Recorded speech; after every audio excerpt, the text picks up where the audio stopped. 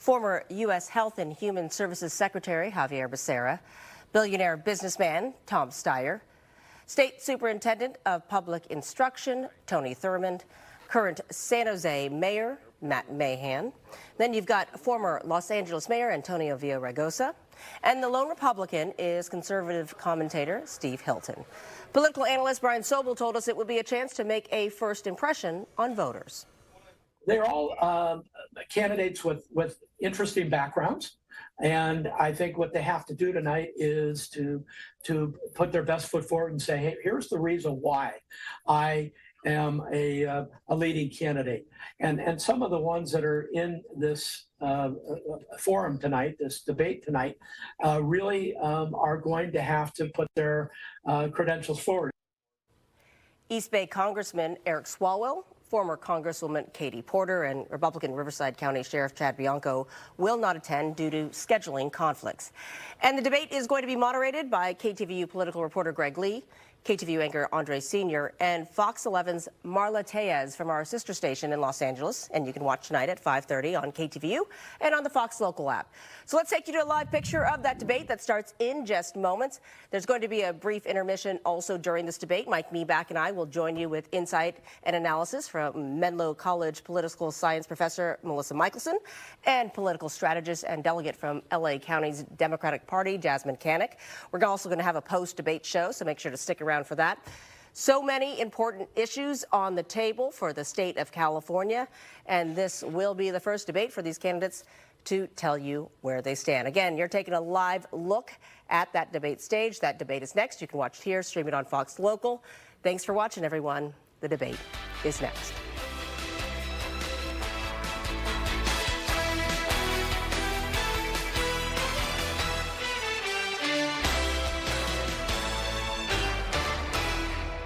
Exhaustipated.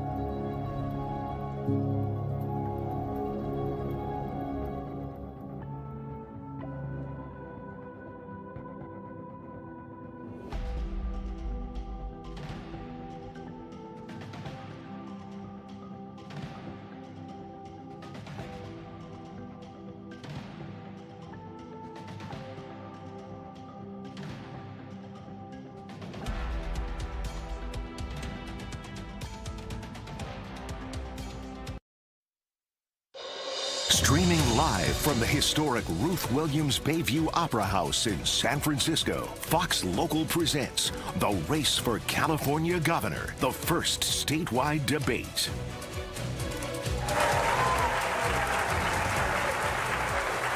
Good evening and welcome to tonight's gubernatorial debate. Tonight we're broadcasting live from the historic Ruth Williams Bayview Opera House in San Francisco on Fox stations around the state and on the Fox local app. I'm Greg Lee, joined on the moderator desk by Marla Tellez and Andre Sr. Tonight's debate is hosted by the Black Action Alliance and its sponsors and presented exclusively by KTVU, Fox 2, Fox 11 Los Angeles, and the Fox local streaming app.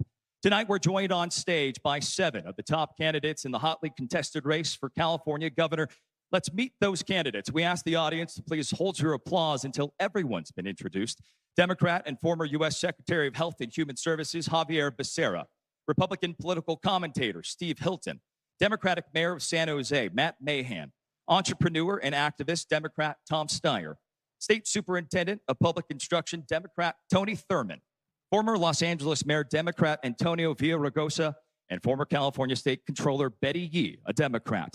We'd like to note here Democrat Congressman Eric Swalwell was scheduled to attend tonight but had to cancel due to ongoing votes in Washington, D.C. Please let's give our candidates a round of applause.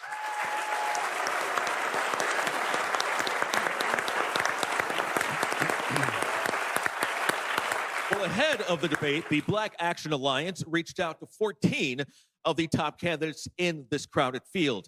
Based on BAA's criteria and the candidates' schedules, it was narrowed down to the people you see here on this stage now. Let's go over the rules for our audience that candidates agree to backstage. Each person will have 1 minute for an opening statement and 1 minute for a closing statement.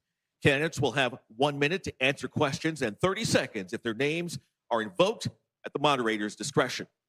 Now, if you go over your time limit, you'll receive a verbal warning, then we'll mute your mic if needed. We will also take a 15-minute intermission during the debate. For our audience at home and in this theater, thank you so much for watching. Thank you for being here tonight. We want you to be a part of this debate. What does that mean? We want to hear from you during this debate. So we hope that you will take the time to respond to our poll questions. You can do so by scanning the QR code that will appear on your screen occasionally through this debate, and we will share your answers, those results, during the intermission and also at the end of the debate. Now, tonight on the agenda, we have a whole lot to get to. We will cover a wide range of topics, everything from immigration, cost of living, wildfires, to gas prices. Our candidates, we have positioned them on the stage tonight in alphabetical order from Becerra to Yee. And in that spirit, we begin tonight with our opening statements. Are we ready? Candidates? California has the fourth largest economy in the world. It remains the most populous, most diverse state with some of the most innovative companies in the nation. Yet, it has its fair share of issues as well. Why should voters hand the keys to you? Secretary Becerra, you have 1 minute. So I am Javier Becerra. I am the son of immigrants. I was raised in the home that my father built. I am the first in my family to have a chance to graduate from a university. Right now, we need leadership that knows how to govern through crises. Whether it's the man-made crises coming out of Washington, D.C., or if it's the affordability crises that we see here at home. As your AG, I did exactly that. I governed through crises. I defended the Affordable Care Act and the DACA program for Dreamers all the way to the Supreme Court and beat Donald Trump in the Supreme Court. I took on Donald Trump over and over. How many times? Over 120 court actions against Donald Trump, and we kept winning. As your Secretary of Health and Human Services, I protected you during the global pandemic. I made sure that we negotiated lower prescription drug prices for the first time in history, and I balanced a budget 5 times larger than the state of California. That's what I bring to the table as your next governor. Mr. Hilton, why should voters send you to Sacramento? California needs an outsider to shake up a system that is obviously not working. I love California, but after 16 years of one-party rule by these Democrats, we've got the highest poverty, the highest unemployment, the highest cost of living in America. It is time for some balance. I was raised in a working-class family. I worked construction, started businesses of my own. For the last 3 years, I've been traveling our state, listening to Californians. I understand what needs to change. We need to end the Democrats' climate crusade so we can have $3 gas and cut your electric bills in half. We need to end the fraud and waste in government so we can cut taxes, your first 100 grand, tax-free. We need to end the insane regulations that make it so expensive to own your own home. You're going to hear a lot of promises tonight, but remember, these are the people who got us into this mess. It is time for an outsider with positive, practical plans for change, not more of the same. Mayor Mahan, why should you be the one to head up the state of California? Well, good evening. Thank you all for being here. I want to thank the Black Action Alliance and KTVU for gathering us in this historic hall. We're all here tonight to earn your votes. But we need California leaders to do something much harder: restore your trust. Whether you agree with me or not, I want you to know that my vision for getting California back to basics isn't driven by a need to win one election. It's driven by my passion for creating the change that we need to make all of our lives better. In this campaign, I'm going to show you the respect of telling you the truth, as I see it, for how we can actually lower costs, end unsheltered homelessness, make all of our communities safer, and expand economic opportunity for everyone. That's why I'm in this campaign, because you deserve real answers, not the easy ones. Mr. Steyer, why should voters hand the keys to you? Well, I want to start by thanking the Black Action Alliance for getting us here on the 100th anniversary of Black History Month. I'm running because the #1 problem in California is that Californians can't afford to live here anymore. And I'm going to go after those costs aggressively, and I have a history of getting results. I come from a family that believes in service. My mom was a teacher. My dad was a Navy vet. I started a business. It went really well, and I walked away from it 14 years ago to give back. I took the giving pledge to guarantee that I'd give the bulk of my money away before I died. And during those 14 years, I took on the special interests in California on behalf of working families. I delivered billions of dollars to this state without charging Californians a penny. I'll continue to do that as your governor. In a world where politicians routinely serve special interests, I can't be bought. Superintendent Thurman, why should you be the 41st governor? Good evening, everyone. For the last 18 years, it's been my honor to serve you as your council member, school board member, state assembly member, and twice as your state superintendent. Together, we provided free preschool for every 4-year-old in our state, free meals for every hungry student, $4 billion in mental health programs, and $6 billion to make sure we close the digital divide in this state once and for all. As your governor, I'm going to build 2 million housing units and provide housing for the homeless. I'm going to provide you with a tax credit so you have more money in your pocket every month to pay for the rising costs of gas, of groceries, and housing. And as your governor, I'm going to continue to fight against this Trump administration, as I've done with my legislation that keeps ICE out of our schools and out of our hospitals. And my new legislation that says any company that operates or supports an ICE detention center will be taxed. I will work with Congress until we abolish ICE and we create a pathway to citizenship. A better California is possible, and together we will build it. Mayor Villaraigosa, why should voters choose you? They should choose me because I'm here today because there's a Civil Rights Act and a Voting Rights Act. I grew up in a tough neighborhood with a single mother who struggled to make ends meet. I understood growing up back then that to whom much is given, much is expected. My entire life, I have fought for justice, fought to open up the door. I've said many times that the role of the first is not to bang on your chest and say how great I am. The role of the first is to bring in the rest. And I've done that. I was a civil rights leader, president of the ACLU, labor leader. You forgot to mention, I was Speaker of the California State Assembly before I became mayor. Balanced 2 budgets with a surplus, more money for education. As mayor, crime went down 50%, graduation rates went up 60%, put 275,000 people to work in the worst recession. I'd be honored to be your mayor, your governor, and your mayor. Miss Yee, why should voters hand the keys to you? Good evening. It's good to be home and to stand in this historic landmark theater. I grew up with my 5 siblings and immigrant parents in a studio apartment. I went to public school here and made my way through UC Berkeley and built a career as an expert in California's finances.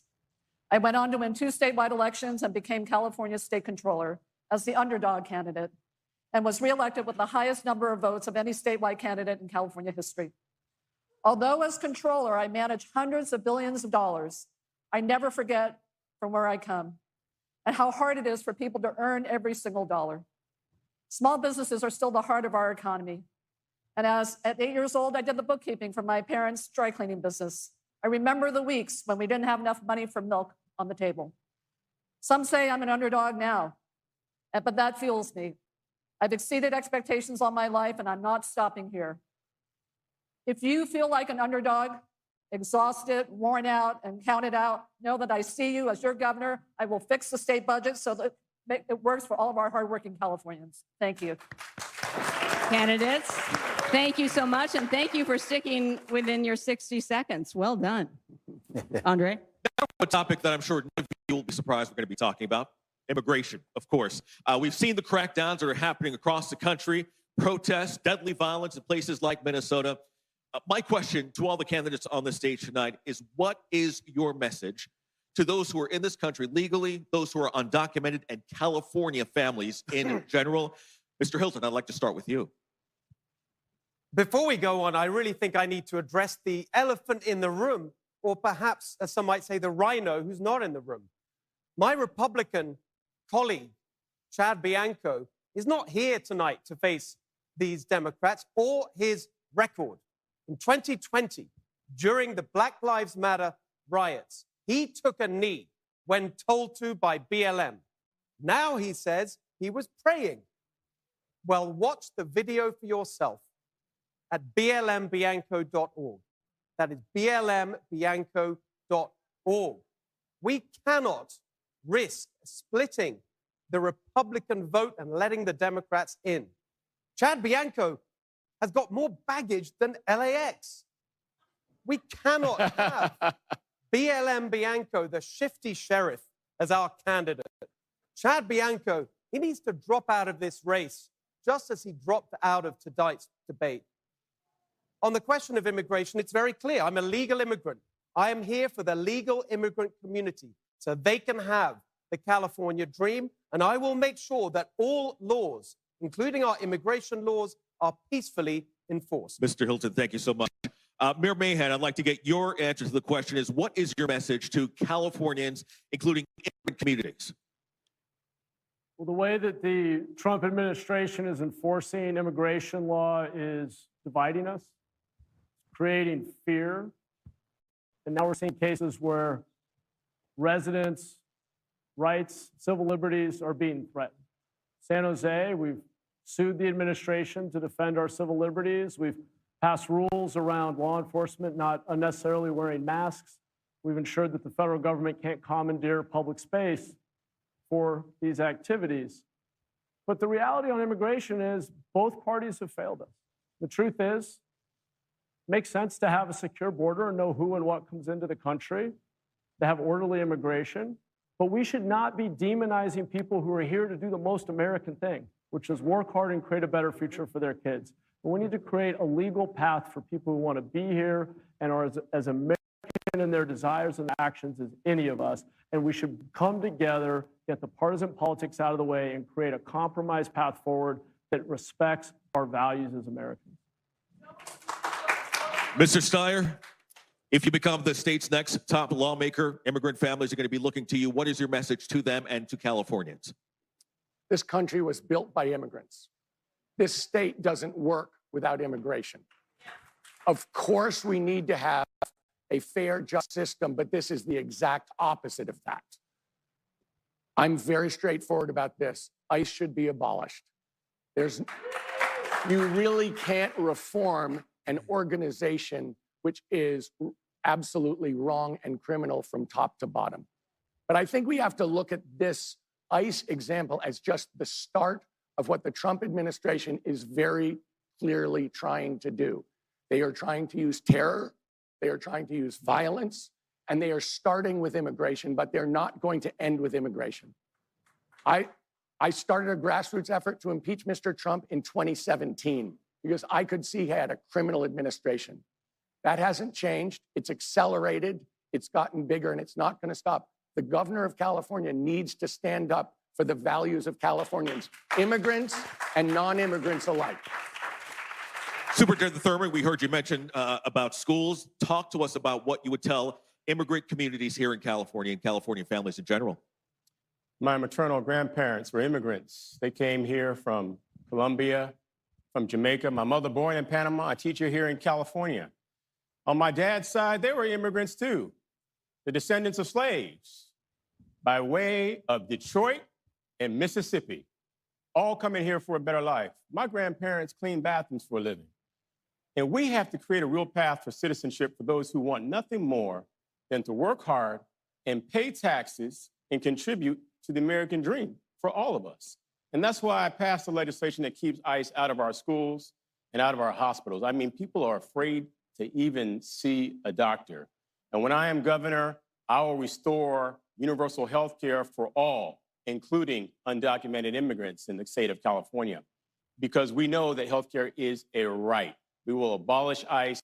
We will create a pathway to citizenship. And right now, I have legislation that puts a tax on any single company in California that does business with ICE and ICE detention centers. Mayor Garosa, your message to immigrant communities in California. I've never in my life seen ICE agents dressed from head to toe, all covered up like the Ku Klux Klan, with assault weapons, flashbang grenades, beating up on women, children, and innocents, arresting 170 U.S. citizens, killing 2 people in the last 2 weeks. We will stop ICE. We will stand up for America's Constitution. We will stand up for civil liberties in this state when I'm governor. And what I've said, yes, we will pass those laws, all of them, to protect our civil liberties in this state. But we will do more. We will use the courts. We will use the ballot box. I come out of the movement, and I'll tell you what, we're going to build a mass peaceful movement in support of our rights and in support of our democracy. We've got to say no to ICE, and we've got to take on Trump wherever he raises his ugly head. Mayor Villaraigosa, thank you so much. Ms. Yee, your response.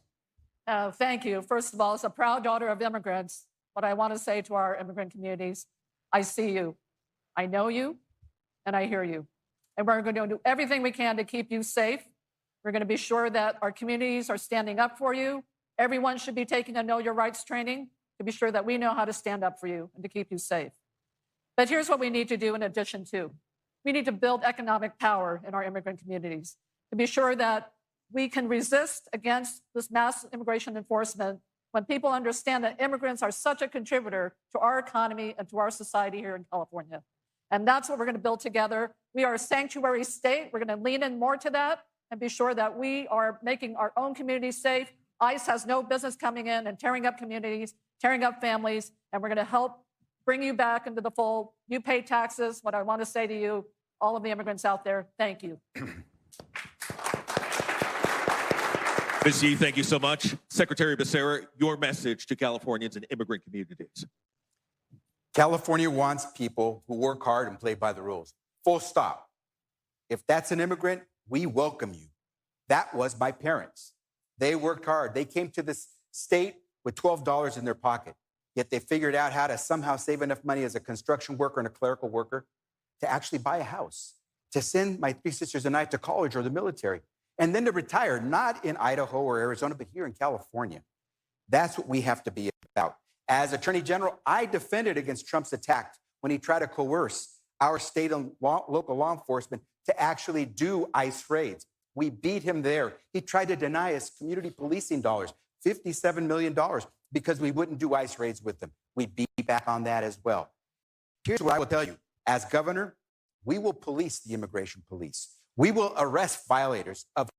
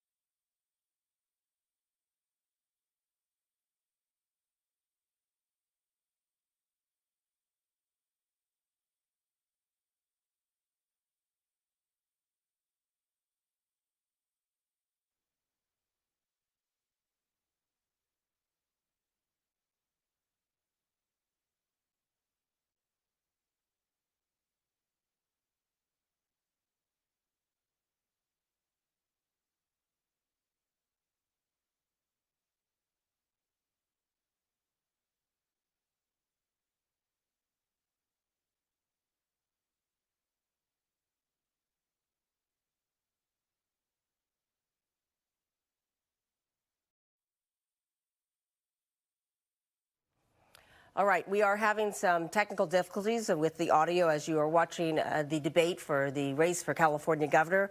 We have our teams working on fixing those problems, and we'll bring that audio to you, and we'll bring you back to the debate as soon as we can. Stick with us. We have our teams working on this, and we'll get you right back to this debate as soon as possible.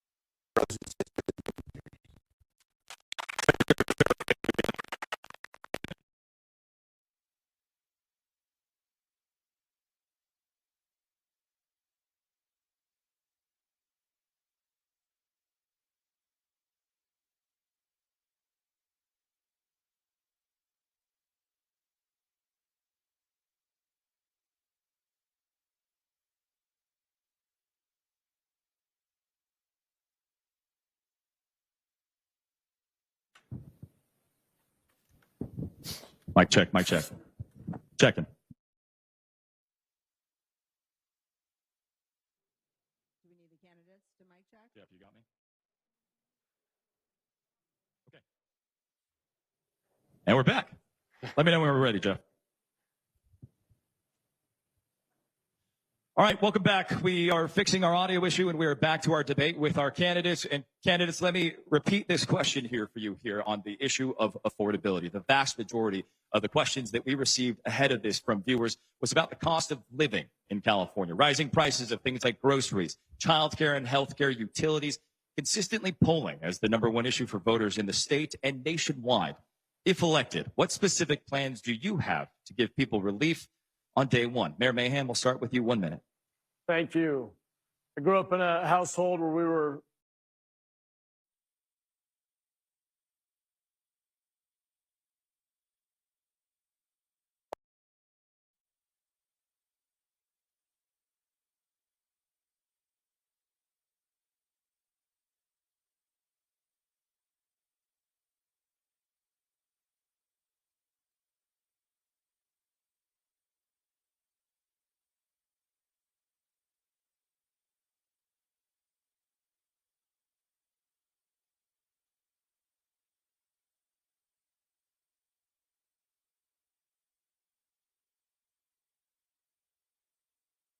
cost of upgrading.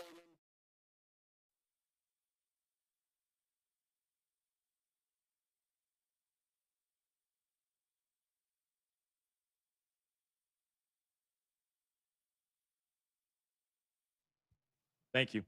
Mr. Steyer? So affordability is the key issue in California right now. And it does start with housing. And you should know I'm in favor of rent control because right now people can't make rent at the end of the month. But I'm also in favor of building 1 million houses. And the ability to do that is not just, there's no silver bullet. It's silver buckshot. We need to deal with permitting. We need to deal with zoning. And we also need to build houses much cheaper on a per square foot basis, which we can do with new technology. But the other thing I'm going to do is I'm going to go after the electric monopolies that charge us twice as much for electricity as the average in the United States of America. Monopolies always overcharge and underproduce. And lastly, I'm going to bring money to the table, revenue to the table. I'm going to close 2 corporate tax loopholes, a real estate loophole and a place where they declare their income, and bring $15 to $20 billion to Californians every year. That goes to healthcare, that goes to childcare, and that goes to education. We need revenues, and I'm going to bring them. I've done this before. I'll do it as governor. Thank you, Mr. Steyer. Mr. Thurman, your plan on day one to lower prices. You know, I grew up in a household where we often didn't have food. I grew up on the free lunch program.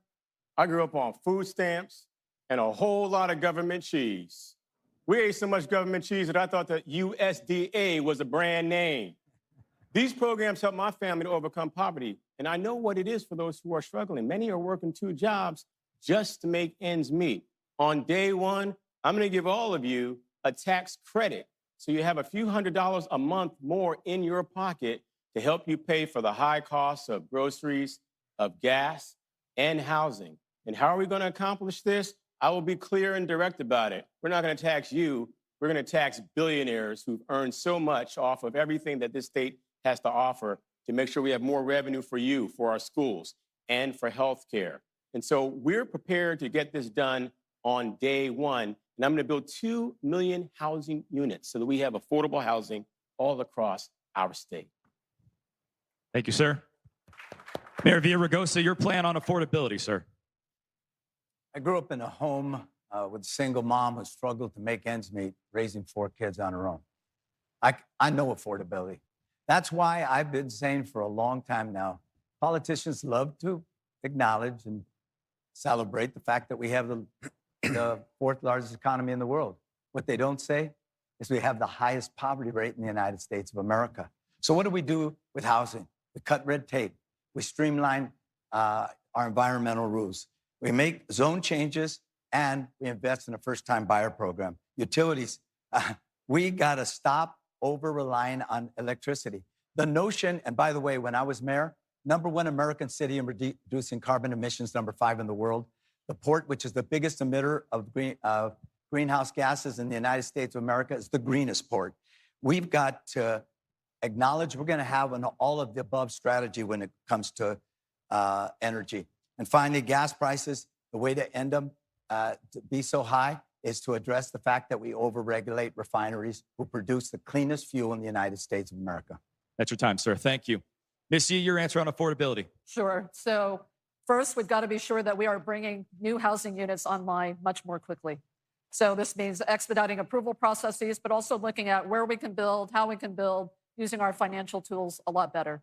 I do want to bring back redevelopment because we know in every jurisdiction, there are places where we can build quickly, where we are talking about rehab and reuse, adaptive reuse, and we can bring some units online much more quickly and not have to think about the underlying cost of the land. With respect to energy, look, immediate relief. I know many of you have been just really shouldering a lot of rate increases from your utilities, just one after another after another. They need to be audited to be sure that they have really raised just what they needed rather than probably owing you a refund. So I would say at CPUC, get to your auditing job and be sure that you're giving us the oversight that consumers deserve. And then healthcare. We have so many that are on the fringe of losing their healthcare. We have to grow this economy and really center it on growing our healthcare workforce throughout the state of California. That's how we grow the economy, generate our revenue, and also be able to keep those that are on health coverage insured. Thank you, Ms. Yee. Secretary Becerra, your answer on affordability, sir. So let's start by focusing on working families, because some folks can afford whatever California gives, but some people work hard like my parents did, and it's always tough. And so first and foremost, working families, the hardest working, the lowest paid. We have to make sure we're there for them. That means once I am in office, I will move to freeze utility rates and home insurance costs, the premiums you pay, until we find out why they keep going up by so much money. You're entitled to know that. I will make sure we're building, as everyone has said. I'll increase supply. I will trim regulations where it's smart. I will make sure our construction goes up where there are transit hubs. I will stabilize rents so renters aren't being gouged. I'll make sure, as the former Secretary of HHS, that we protect everyone's health care. We will not go backwards, regardless of what happens in Washington, D.C. And we will stabilize our clean energy transition so we don't leave working families behind who can't afford an electric vehicle. And finally, childcare. We have to fight to make childcare affordable for every family. Secretary Becerra, thank you. Mr. Hilton, 1 minute to you, sir. The biggest driver of the high cost of living is Democrat policies. They've been in power for 16 years. Who else is there to blame? If you add up the average budget for the rest of the country and compare it to the average household budget here in California, here's the difference. $35,000 a year. That is how much the average Californian is paying extra just for Democrat policies. You can look up your own if you like. We did a website just so you can calculate it. CaliforniaDemTax.com. See how much they're charging you. Here's what I'll do on day one. I announced the first one last week. Vehicle registration. Everywhere else in the country, pretty much, it's under $100 a year to renew your registration. Here, $600, $700, $1,000. Some people paying over $2,000. That's because they're charging all these extra fees that go into their bottomless money pit. On day one, I will cap vehicle registration at the flat fee of $71. Mr. Hilton, thank you. Candidates, thank you. Marla. Okay, now we all are going to tackle with specifics housing. The median home price in California, it is almost $1 million. In addition, this state, it is one of the most expensive states in which to build.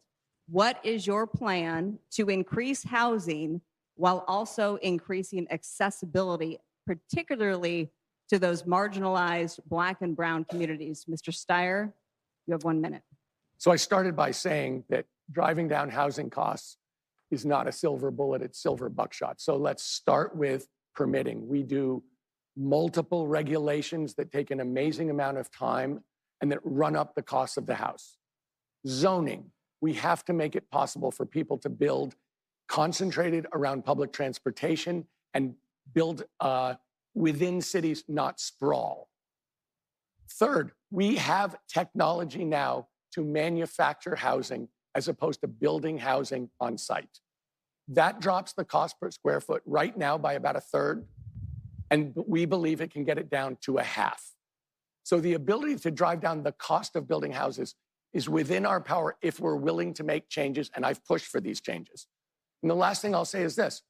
My wife and I started a bank to do low-income housing finance. We need to finance low-income housing across this state aggressively. We need to do it at the state level. Our bank has done it for over 20 years. And having the money in the hands of people who need to buy houses is a first step to actually getting dealing. Time is up. Thank you. Superintendent Thurmond, your housing plan. You know, disproportionately Black and brown people have been displaced from this very community where we stand here tonight. We have to reverse that immediately.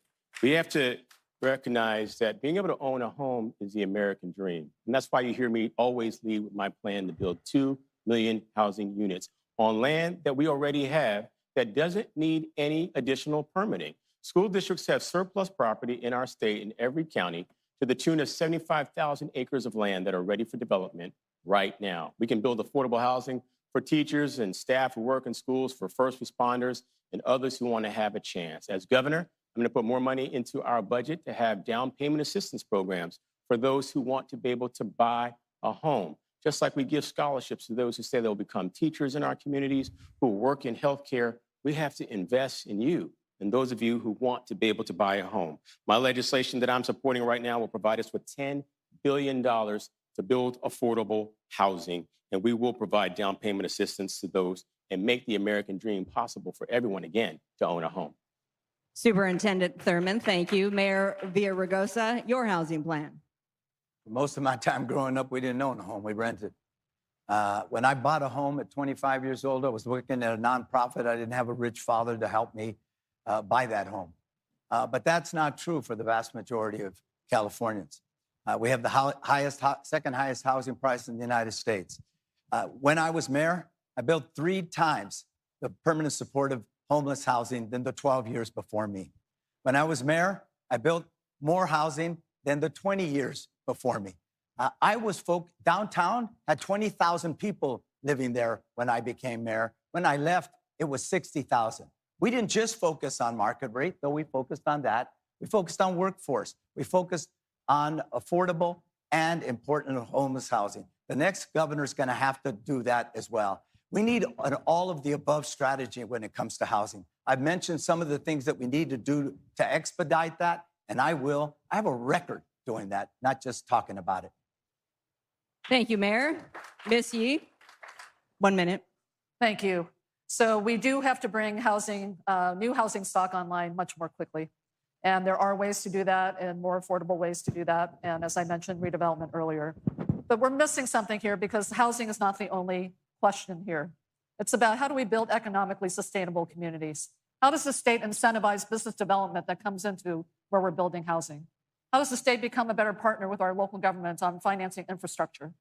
We can build the housing, but if people are still commuting 2 hours to their job, what have we done? And so this is about how we strengthen communities so that we have economically sustainable communities for the long term. We have different models of home ownership we can rely on. And for our young people, they actually like the idea of co-ownership. They like the idea of actually living in housing that's built on a community land trust. And so all these models can be put to work on day one, but we also have to think long-term. How do we bring that business development into these communities so that these communities can continue to thrive for the long term? Thank you, Ms. Yee. Secretary Becerra, your housing plan.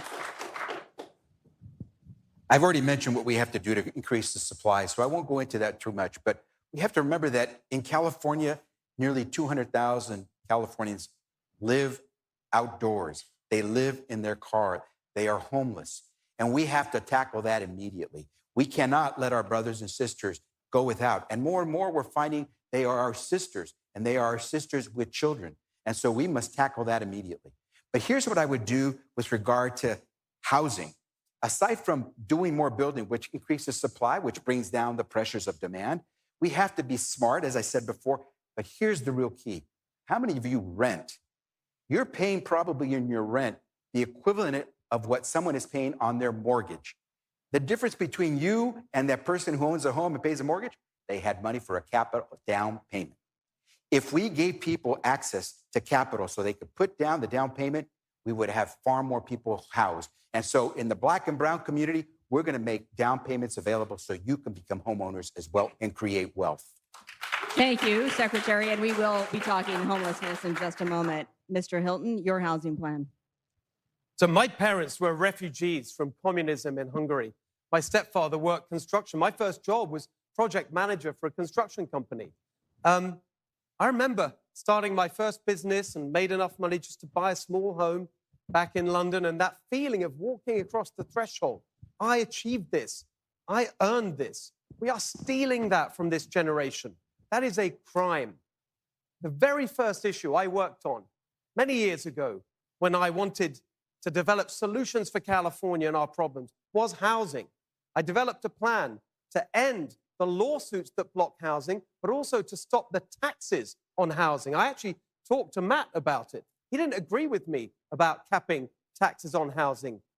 He likes taxes, apparently, unless they're on billionaires. We've got to end the taxes on housing, and we've got to end the war on single-family homes. They call it sprawl. I call it the California dream. I want everyone to have that dream of a single-family home of your own that you can afford to buy. All right, Mr. Hilton, thank you. And this brings us to our first rebuttal. You have 30 seconds. Mayor Mahan. I think things are about to get interesting. I'm glad we'll get to clear this up. I'm a little confused because you must have been talking to a different mayor, because actually in San Jose, when we were seeing that we were approving housing and it wasn't getting built, in fact, what we did was we looked at those fees and taxes and we reduced them substantially. We actually eliminated construction taxes. Last year, we got over 2,000 new homes under construction that had been stuck in the pipeline for years. This year, we'll see another 2,000 homes break ground. Do you want me to continue with my 1 minute for the rest of the answer? You now have 1 minute to go over your housing plan. So, Steve, help me start with my answer, which is we have to acknowledge when government is in the way. And when one-time fees that are nice to have are preventing us from having something we need to have, which is housing for working families, we have to be willing to change. That's what we've been doing in San Jose, and it's working. But Tom's right, we also need to innovate. I was just down in Long Beach checking out a modular construction factory where they have these high-quality union-built units flying off an assembly line. They can stack them 28 stories high, and they can build these projects now 50% faster, 20% lower cost. And if the state would actually incentivize this innovation, we'll get greater economies of scale and see costs actually come down even further. And then finally, if we want to help marginalized communities break into the middle class and beyond and thrive, we have to get rid of regulatory capture. California doesn't even build condos anymore, the most accessible form of home ownership, because of overly aggressive liability laws in Sacramento. We have to get the special interest out of the way and start building housing for working families again in California. Mayor Mahan, thank you. Thank you, candidates. Candidates, homelessness remains a vexing issue for the state. A 2024 state audit showed the state spent $24 billion during a 5-year period ending in 2023 on combating homelessness, but failed to adequately track the outcomes of those programs. It also showed the problem got worse despite those efforts. What are your solutions for monitoring what we're spending and ensuring effectiveness? Superintendent Thurman, we begin with you. 1 minute, sir. No doubt we have to get rid of waste and abuse wherever it exists. But we also have to acknowledge that 40% of those who are homeless are older Californians who are making the choice between paying for rent, paying for food, or medication. As I mentioned, the legislation I'm supporting this year will provide us with $10 billion to build affordable housing. I spent the last 5 years, every year, getting $500 million in the low-income housing tax credit that we can use to build housing for those who are older. We also have 10,000 young people in our state who are under the age of 18, unaccompanied and homeless. If we don't help them today, they will become homeless adults. And my legislation would provide them with subsidized housing and supports to help them get into job training programs, to get a formal education as we move forward. We have to be serious about the homelessness programs that we build. I don't think that the answer is arresting the homeless or just moving them with nowhere to go, but putting them into subsidized housing that have mental health and substance abuse supports in it. And that's what I'll do as governor. Thank you, Mr. Thurman. Mayor Villaraigosa, your answer on homelessness, sir. And you can call me Antonio. Okay, Antonio. Just me. Does that go for all three of us? All three of you can call me Antonio. I'm not, well, let me just say, we spent $24 billion at the state, along with billions more from the counties and the cities throughout the state, and homelessness went up. We got to acknowledge that, everybody. We can't be afraid to look in the mirror. The fact is, when they did that audit, they couldn't say whether the vast majority of those programs worked. There were only two, renter assistance programs to prevent you from going homeless in the first place, and I think the Home Safe program. So we've got to acknowledge that. We got to put dashboards on the money that we have because we don't have unlimited money. I've been a chief executive. I left LA on a sound financial footing, and when I was speaker, balanced two budgets with a surplus with a Republican and a Democratic governor. So the next governor's going to have to look at the bottom line because you're right. We can't criminalize homelessness. We should be compassionate, but we got to invest in what works. That's your time. 750,000 Thank you. Units don't. Thank you. San Antonio. Ms. Yee. It's called accountability. We need to invite strict accountability over every dollar that we spend on our programs. And as I like to say, when I was state controller, it's not our money, it's your money. Where are we investing that money? Where are we getting outcomes? Where are we getting results? That $24 billion, there wasn't even a conversation between the state and the counties and the cities that all had a hand on that money. So how do we even coordinate? How do we even talk about how the needs are different from jurisdiction to jurisdiction? And how do we make accountability not a dirty word? It's not about throwing somebody under the bus. It's about how do we do better with the resources that we have? And so we should not be afraid of inviting strict accountability. All of you should be inviting strict accountability of your elected officials at all levels of government. We put the money where it works best. We offer flexibility where we know jurisdictions need it, and we pull back what we know doesn't work so that we can actually pilot some things that could work more effectively to finally make a dent into the numbers that are going unhoused. Thank you, Ms. Yee. Secretary Becerra, your answer on homelessness. First, expand emergency shelters so that we can get people off the streets. Second, reform our zoning and permitting laws so we can move faster to find the housing that we need for all Californians. Then, as a government, we must make sure that hardworking families, and this is my commitment as governor, hardworking families, you're working, but you're living on the edge. You're a paycheck away from becoming homeless. That's where I want to step in. I want to make sure the state says, hey, you're working hard. There is no reason why you should become homeless. I understand we have to work to get folks who are on the streets off. But if you're in your own home, you have shelter, and you're working, no, I got to come in. The state will take that responsibility. Then we will make sure that there are statewide standards so we get those shirking cities that aren't doing their share of housing to step up. And finally, accountability. When we give billions of dollars to the cities and counties, we need to see results. People have to be housed. And so we have to be on top of it. I say that not just as governor, but as a former attorney general. Secretary, thank you. Mr. Hilton, your answer on homelessness. How have we put up with this for so long? We would never allow someone, we'd never tolerate someone we love to live in the conditions we see all over our state. So why should we accept it for anyone else? I won't accept it. Here's my plan, 4 points. Number one, we have to stop the fraud. The fraud in the homeless system is stealing from the people who need our help. Number two, we have to enforce the law. It is illegal to camp on the streets. If local leaders won't enforce the law, as governor, I will make sure from the state level that we do.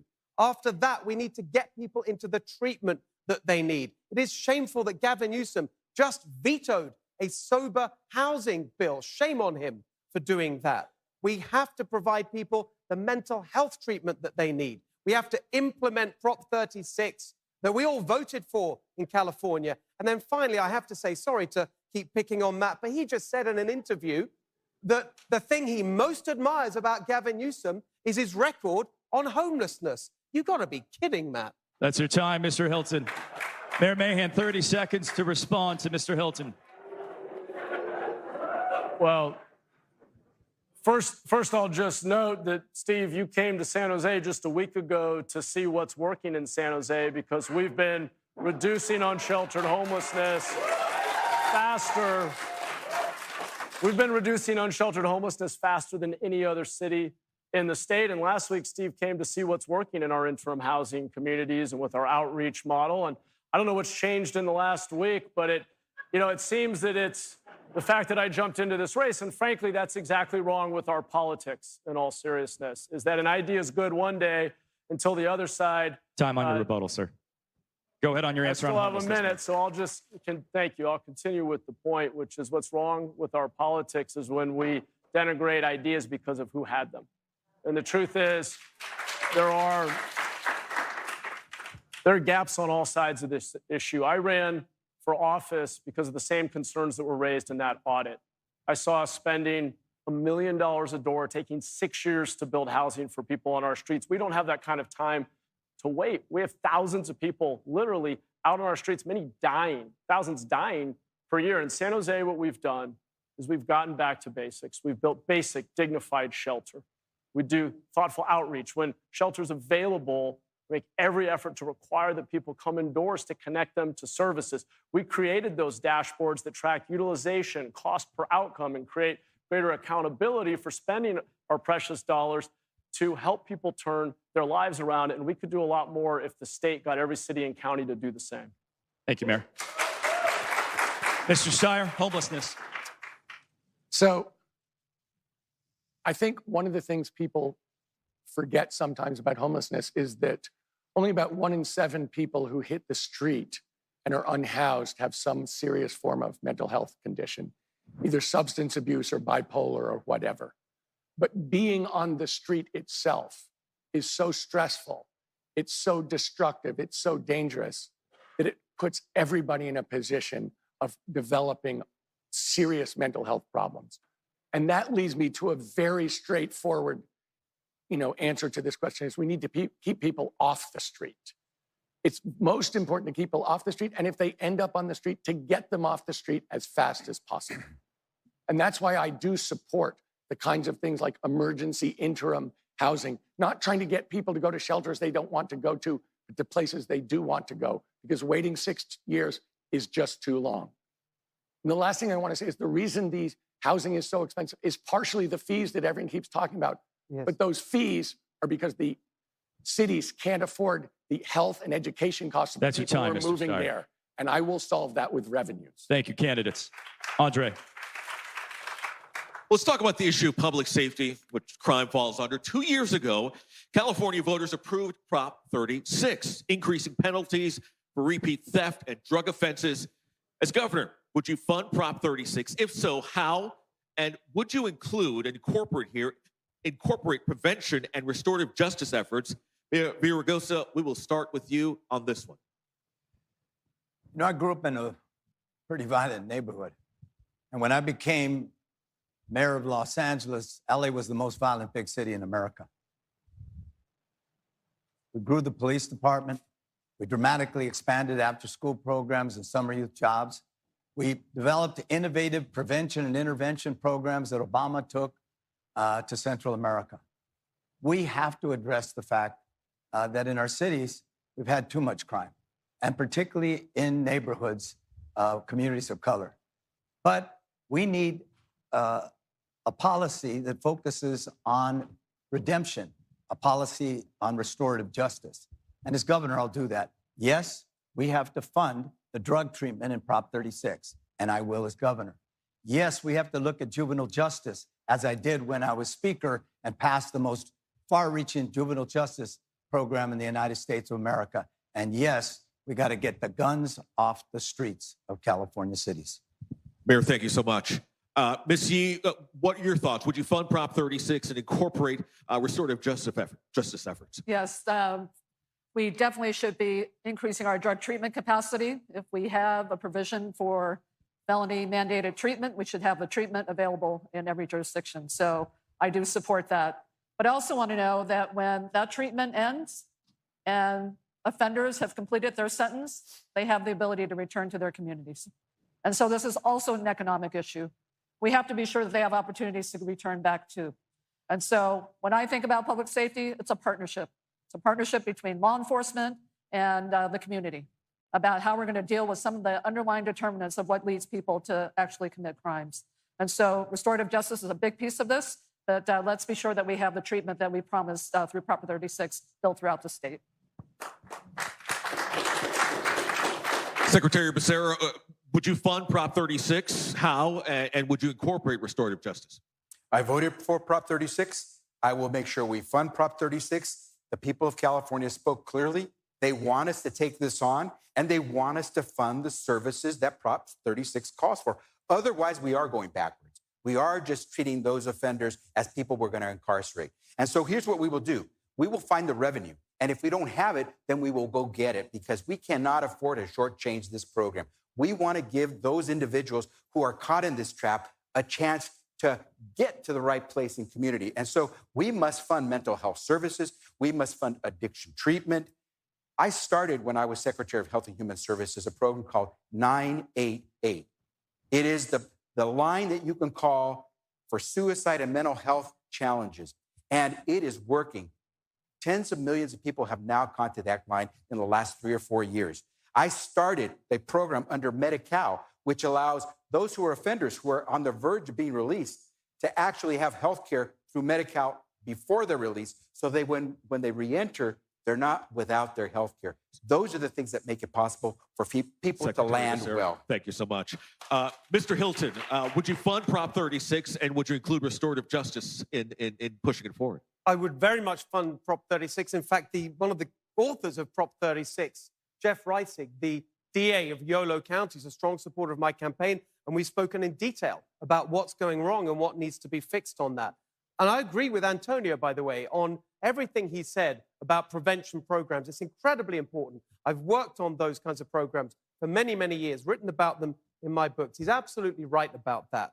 But we also have to make something clear when it comes to this question of public safety. We have to enforce the law in California. We're very good, it seems, at passing laws, not so good at enforcing them. And there's one big thing that the next governor needs to do. We have to stop this destructive prison closure program where we've had tens of thousands of dangerous, violent criminals released into the community or transferred to county jails that are completely overwhelmed, can't cope. That means law enforcement are undermined. They know that there's going to be no accountability for crime. All that needs to change. It's very simple. More prisons, less crime. That's what we're going to do. Mr. Hilton, thank you so much. Mayor Mahan, your thoughts on Prop 36, funding it, and restorative justice efforts. Prop 36 was supported by nearly 70% of Californians. If we want to protect our democracy, we need to practice it here at home by implementing it, but implementing it thoughtfully and with restorative justice. You know, in our attempt to end the era of mass incarceration, we unintentionally left thousands of people to suffer and die on our streets. Prop 36 gives us a middle path, an opportunity to usher in an era of mass treatment. I've had a family member who was on the streets because of addiction.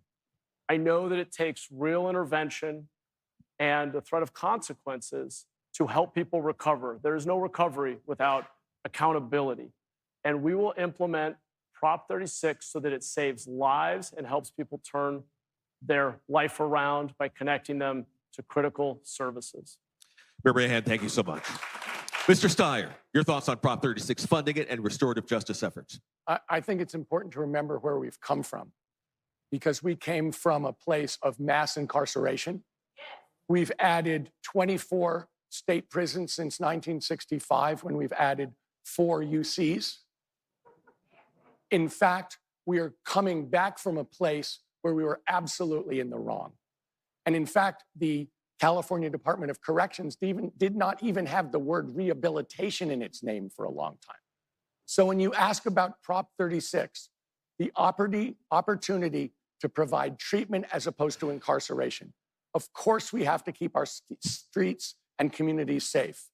But the fact is, we need to have step-down facilities. We need treatment, not incarceration, where it's available. We need to treat people as if they can be rehabilitated, to train them so that when they come back, they can be productive members of society. That's what Prop 36 can do if we fund it, and that's what we have to do. Mr. Steyer, thank you for your response. Superintendent Thurman, your thoughts on funding Prop 36 and restorative justice efforts? To be clear, I voted to ban private prisons in our state because they have over-criminalized Black and brown people in the state of California. And let me just say it, no one should have to go to prison to get substance abuse treatment. And by the way, in the prisons, guess what they have? Access to drugs and alcohol in rampant ways. And so let me be clear, I voted against Prop 36, okay? Because I don't support the over-criminalization of Black people and brown people, but we have to be smart about how we approach crime, not just trying to be tough on someone. We have the opportunity to add more police in our communities, to keep our communities safe. They should be community police officers and dispatchers and folks who come from our community who want to help in our community. I launched a program last year in Oakland that gives a paid job training program to young people to learn about STEAM careers. Let's give young people an alternative to ending up in the criminal justice system. Put money in their pockets, give them an opportunity to make change. I'll implement Prop 36 with diversion programs and community policing alike. That's your time. All right, that concludes the first half of our debate. Thank you, candidates. For our viewers at home and in the audience, please scan the QR code on your screen to weigh in on the topics we've discussed so far. Coming up after the break, Mike Meebeck and Claudine Wong are standing by with analysts, one from the Bay Area, one from Southern California, to break down what we have heard. We'll be back for part 2 of our debate in about 15 minutes. We have much more to discuss about the biggest issues facing California. Stay with us.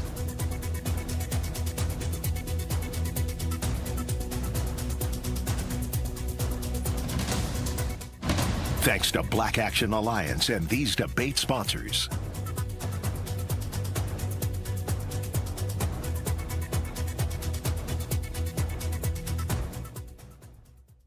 After a car...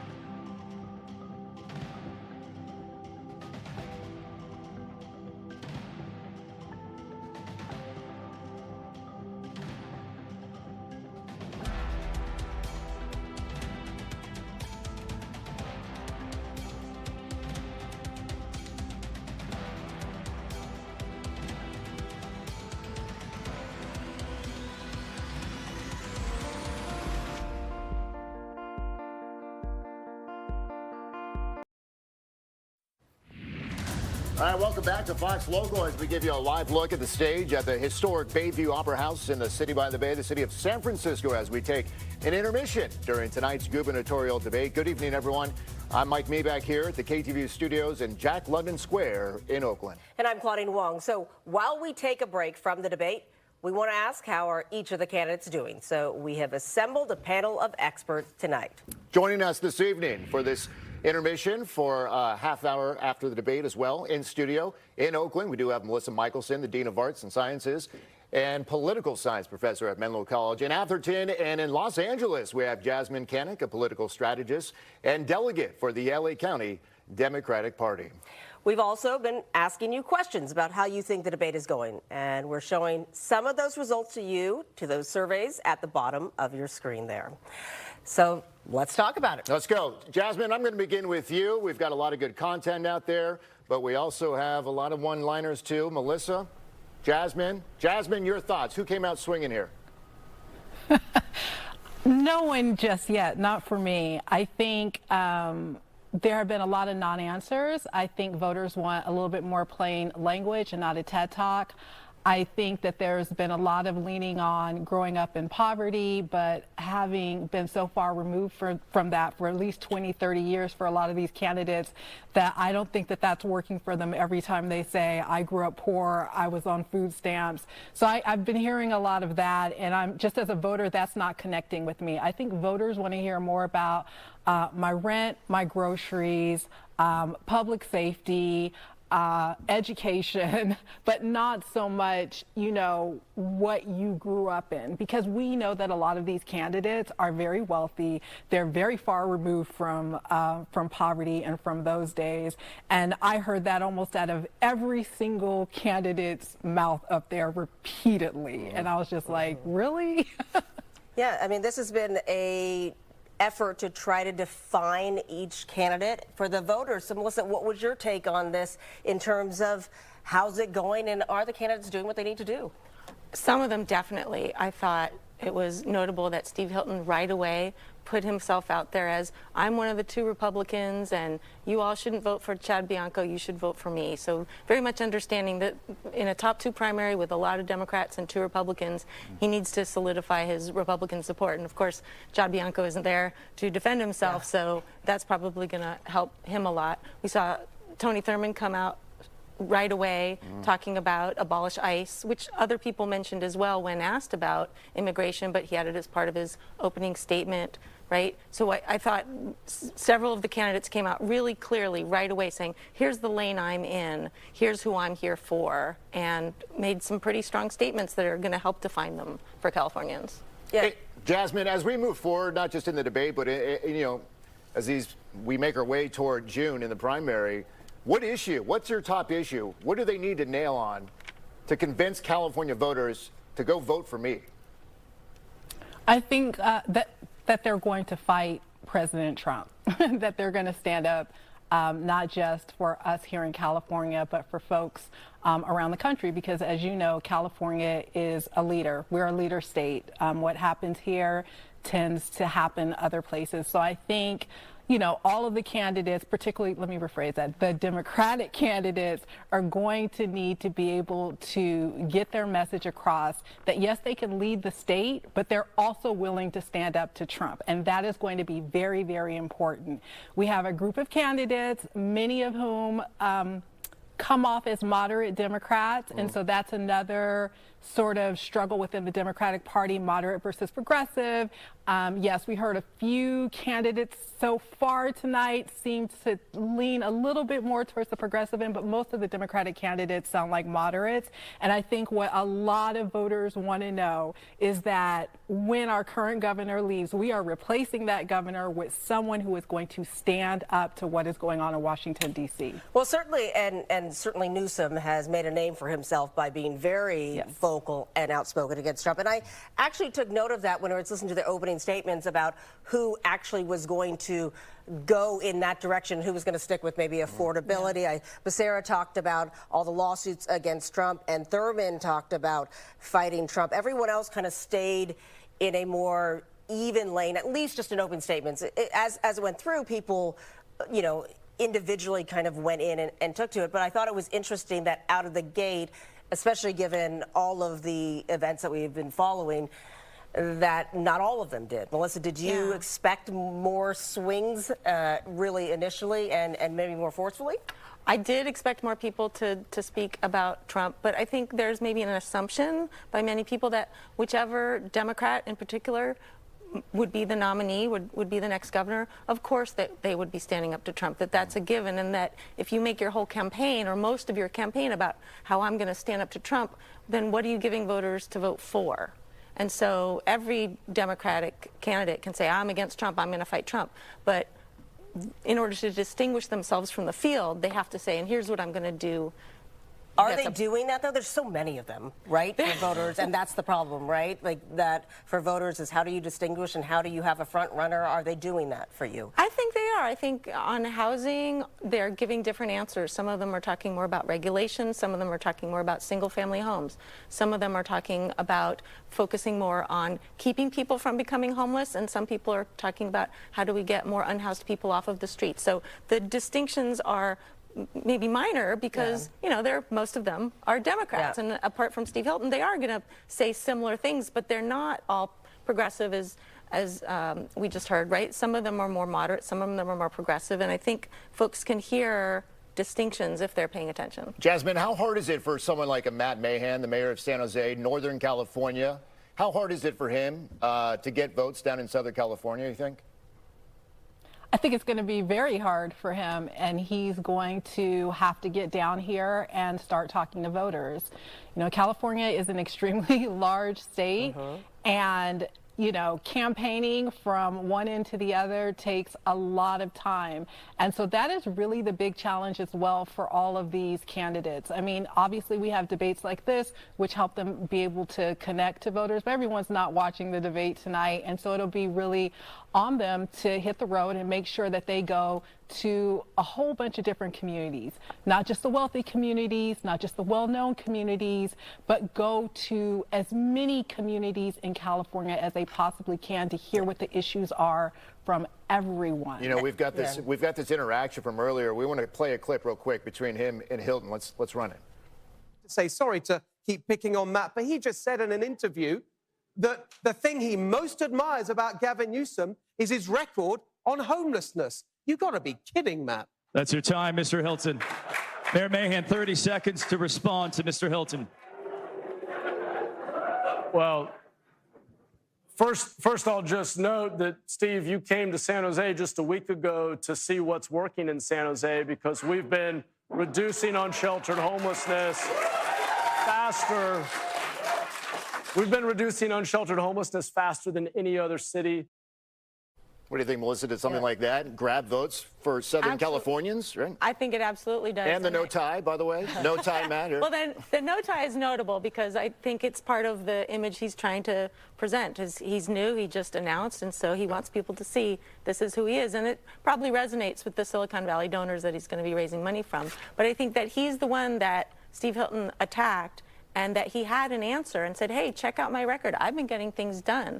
That's what people want to hear. It's one thing when, you know, Antonio Villaraigosa says that he hasn't been a mayor for 20 years, but Matt Mahan is saying, well, I'm doing it now. Yeah. And so I think that's going to catch people's attention, even if they're not from the San Jose area. Jasmine, did it surprise you that Steve Hilton really did focus on Matt Mahan? He's the newest candidate. He's from Northern California, and he did put his attention on him. It was the first rebuttal came, you know, from Matt Mahan. It didn't surprise me, but look, this is a debate. We're going to have spicy moments. I hope we have more of them, because it gives us a chance. It gives us a chance to see what these candidates are made of in the moment, on the spot, giving a direct response to maybe a question or an accusation that they weren't ready for. And I like seeing that. I like to see how candidates respond in those moments. What do you guys hope for the back half of this debate? Well, I hope that we get more of the interactions. I think especially on the issues that we've heard. The candidates knew these questions were coming, right? If you didn't know these questions were coming, you should not be governor. But maybe if we get into some back and forth and into some smaller issues that maybe haven't been the headline yet, I think we'll really see what these candidates are made of and how good are they at thinking on the fly and how deep is their knowledge. To Jasmine's point, I think people like that. They like off script. Yeah.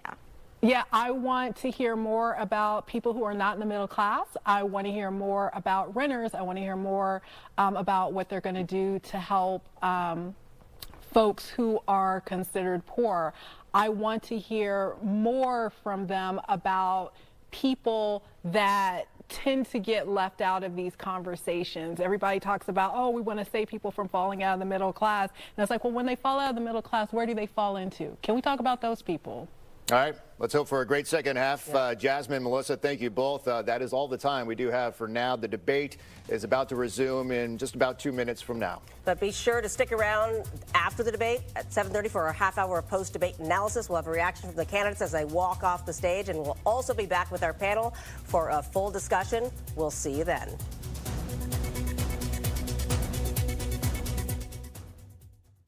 After a car accident, beware of insurance companies bearing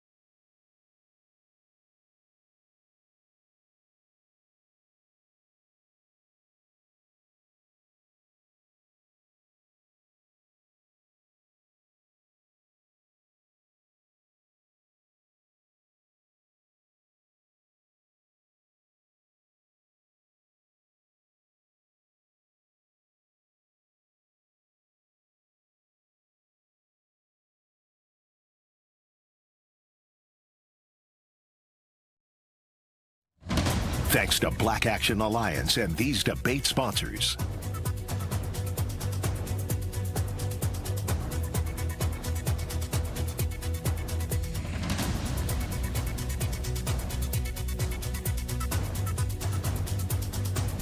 Welcome back to tonight's gubernatorial debate presented by Fox Local and the Black Action Alliance. Let's jump right in, candidates. We want to turn to our audience now and allow one member to ask the candidates a question.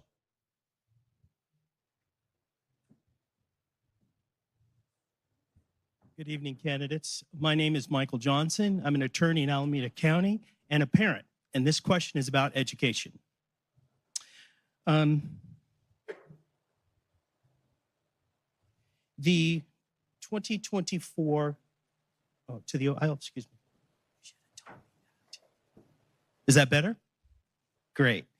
The 2024-2025 California statewide assessment results show a continued progress across all student groups, including among Black students and other minority groups.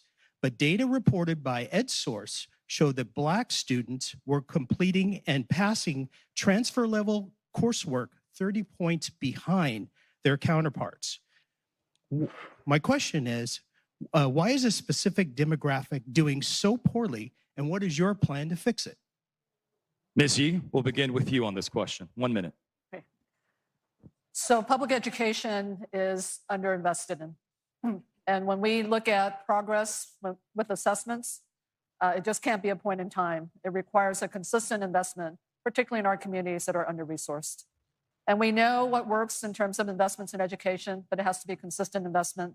And we want to bring the best practices into these communities as well in terms of why the progress is not being made as quickly in these communities. So it's not just all about funding. It's about how we direct our focused attention in these communities. It's about how we meet learners where they are in terms of how they're able to learn. Our learners learn in all different ways. And as we've talked about earlier, we're a state of immigrants, and so people have different ways of learning.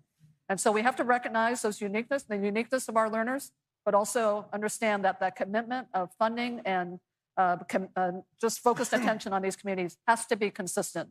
It can't be there one year and gone the next year to where then progress can't be sustained. Thank you. Secretary Becerra, why is a specific demographic doing so poorly, and what is your plan to fix it? Here is where we get into the systemic challenges that people of color have always faced. And certainly in the Black community, it's obviously very clear that when you have fewer resources, when you don't even have good grocery stores, let alone good schools, when you have less of an opportunity to buy a house because it's so tough for you with your lower wage to be able to save enough to build down the money you need for a down payment. That's what makes it tough. But here's what we have to do. We cannot accept that the systemic challenges and the systemic racism will stop us from educating all of our kids. That's why when I was Attorney General, I took on the Stockton Unified School District because they were using the police to deal with disciplinary challenges way more than they should have. That's why South Toledo, not far from here, guess what? I filed the first desegregation case in 50 years against South Toledo Marin School Districts because they were violating people's rights and their kids. We can deal with this, but we got to resource communities with the same type of resources we give to rich communities. Secretary, thank you. Mr. Hilton, why is a specific demographic doing so poorly? What is your plan to fix it if elected? I just want to thank you for the question. It's an incredibly important question. And it's at the heart of something that really is a massive problem that's gone on for so long, the racial wealth gap.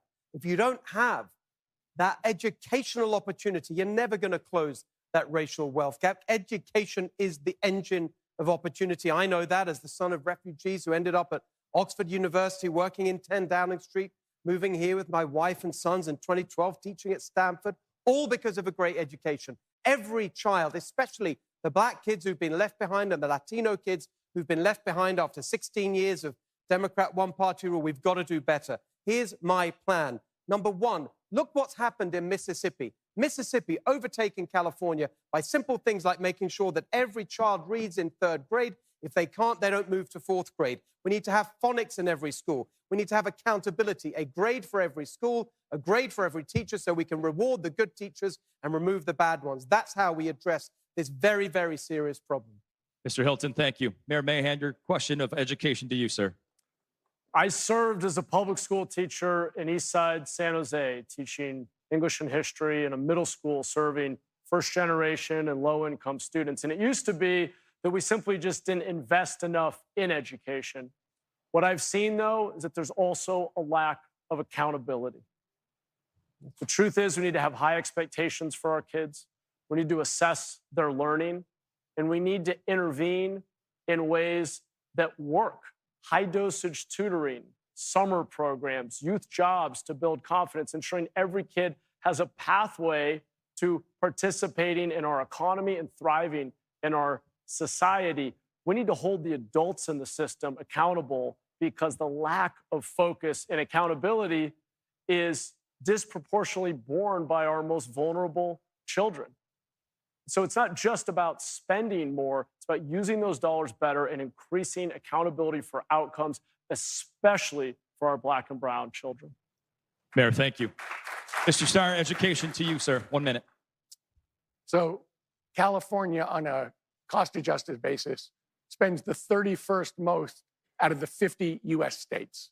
And lo and behold, we're about the 31st best state in terms of education. And that is not nearly good enough. Because I agree with Mr. Hilton that education is the opportunity for people to move up in America.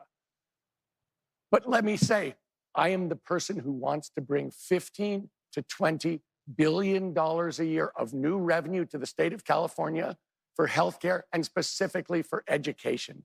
Because we all know teachers, all the teachers I know, take money out of their pocket to spend for school supplies in their classroom, even though they're not anything like very well paid. That's the first thing. We need more money. Second of all, the community schools that have been tried over the last 4 or 5 years have worked incredibly well. And that is a place where the school becomes a center. And the last thing, accountability. We need accountability standards done with teachers, done with the community, and done with experts to make sure we're holding people accountable and getting the kids the education they need and deserve. Mr. Starr, thank you. Superintendent Thurman, question to you, sir. Big shout out to all the teachers and educators who've been working so hard to help our kids. You know, for all 57 years of my life, we've been talking about closing this so-called achievement gap. You know, if we can send the person to the moon, we can close the achievement gap. We have to have the political will to do it and then back it up. It's not an achievement gap. Our kids can achieve, but there are barriers in their way, and we have to remove those barriers. And so I, too, have launched a 5-year plan to make sure that every child in our state can read by 3rd grade, because we know that is the difference between them graduating and maybe ending up in the criminal justice system. If we do the right things, we can educate and not incarcerate our kids in the great state of California. This year, I'm going to make kindergarten a requirement because many of our kids show up to 1st grade not ready to learn. We've watched our graduation rates improve and other areas improve, but it's not enough. We got to keep going and give them career training. I passed a law to give them personal finance to help prepare them for the future so they can be without debt and go on to college and That's your time, finance and Superintendent. education. Thank you. Mayor Villaraigosa. We're #1 in teacher pay. We're 21st in per pupil spending. We're in the mid-30s in reading and math in the 4th grade, and we're dead last in graduation. That's a fact. I've been fighting for public schools my entire life, even though, as I've often said, it was a Catholic school that gave me a foundation and a public school that gave me a second chance. When I was mayor, 1 out of 3 schools were failing. 1 out of 3 in the second biggest school district in the country. By the time I left, it was 1 out of 10, a 60% increase in the graduation rate. We focused on the achievement gap. I have about 20 schools in Watts, downtown, and on the east side. Those schools were the lowest performing. They had a 36% graduation rate. Today, those schools have a 92% graduation rate. We got to set high expectations for our kids. We got to have expand kindergarten. We got to focus on this achievement gap and expand the local control funding formula, which will do that. Mayor, thank you. Candidates, thank you, and thank you to our audience member for that question. Thank you. Our next topic is that of wildfires.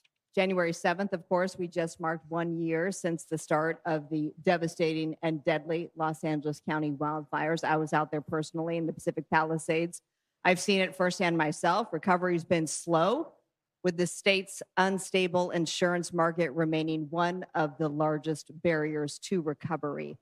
How do you prioritize recovery for those who've lost everything? And there are thousands of those people watching tonight, while also addressing wildfire prevention. Secretary Becerra, start with you with 1 minute.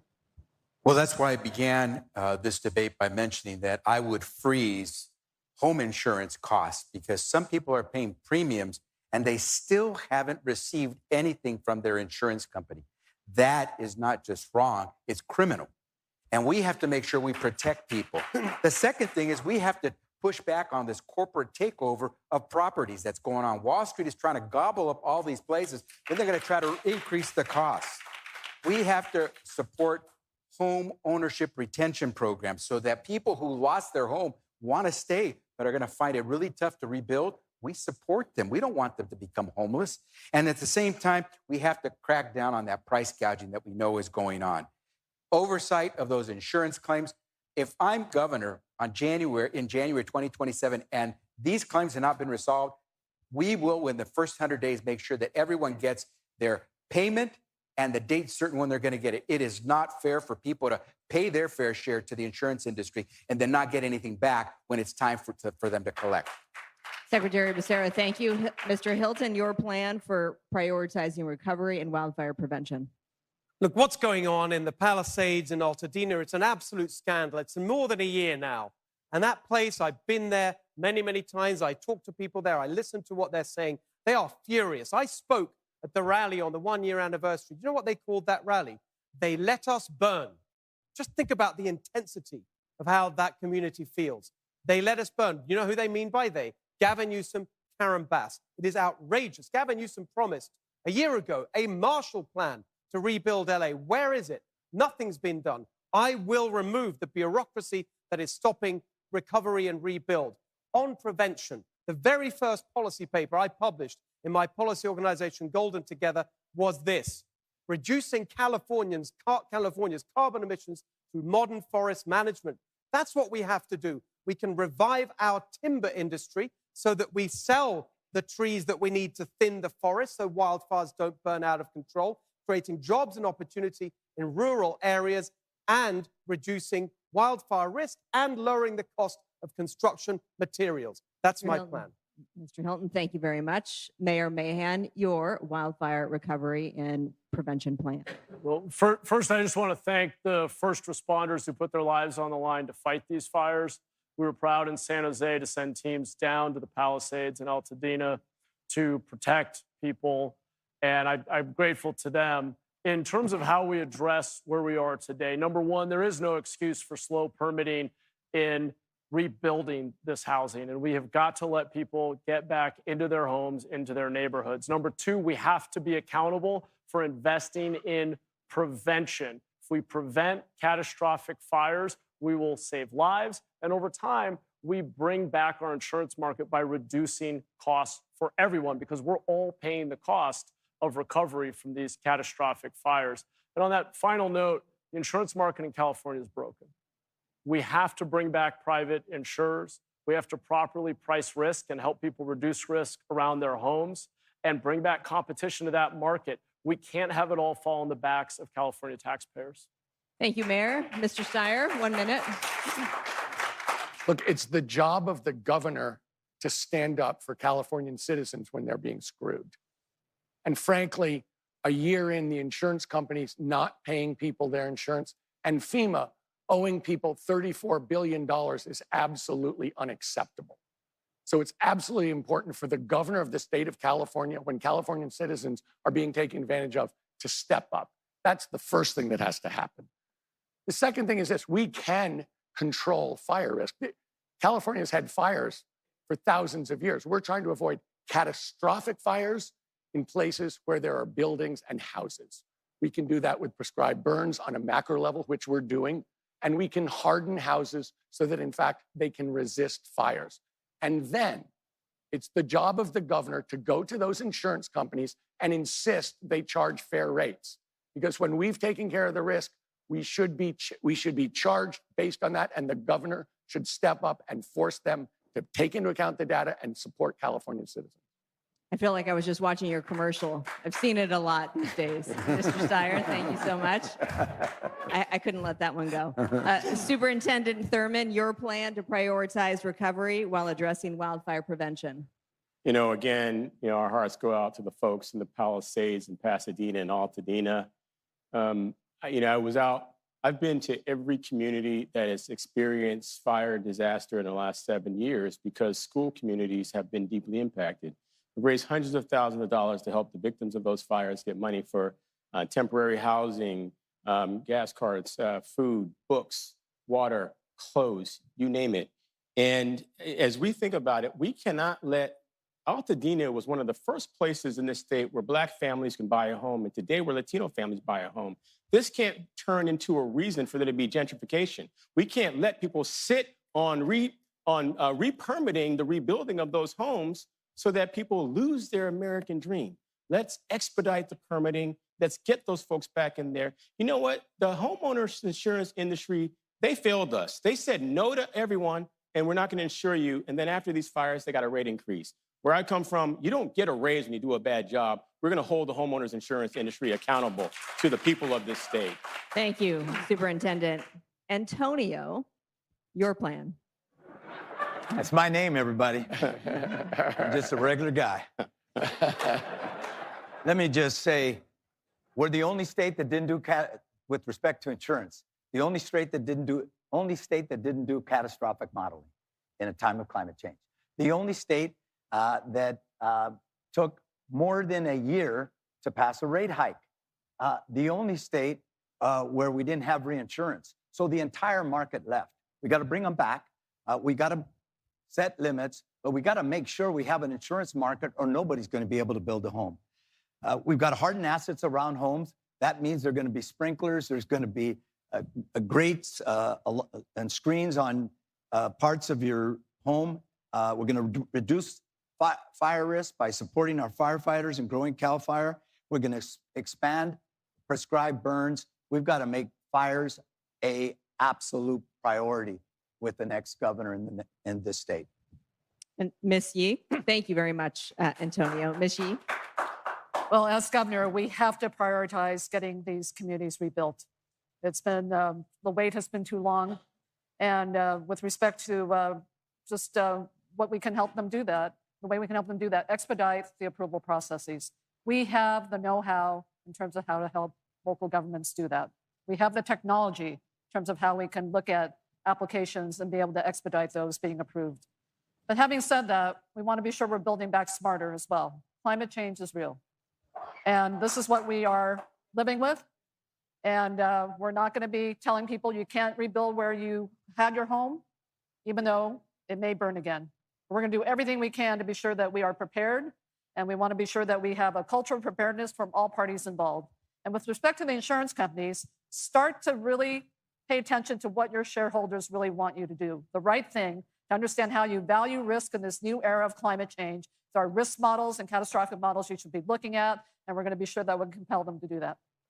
Ms. Yee, thank you. Thank you, candidates. Andre?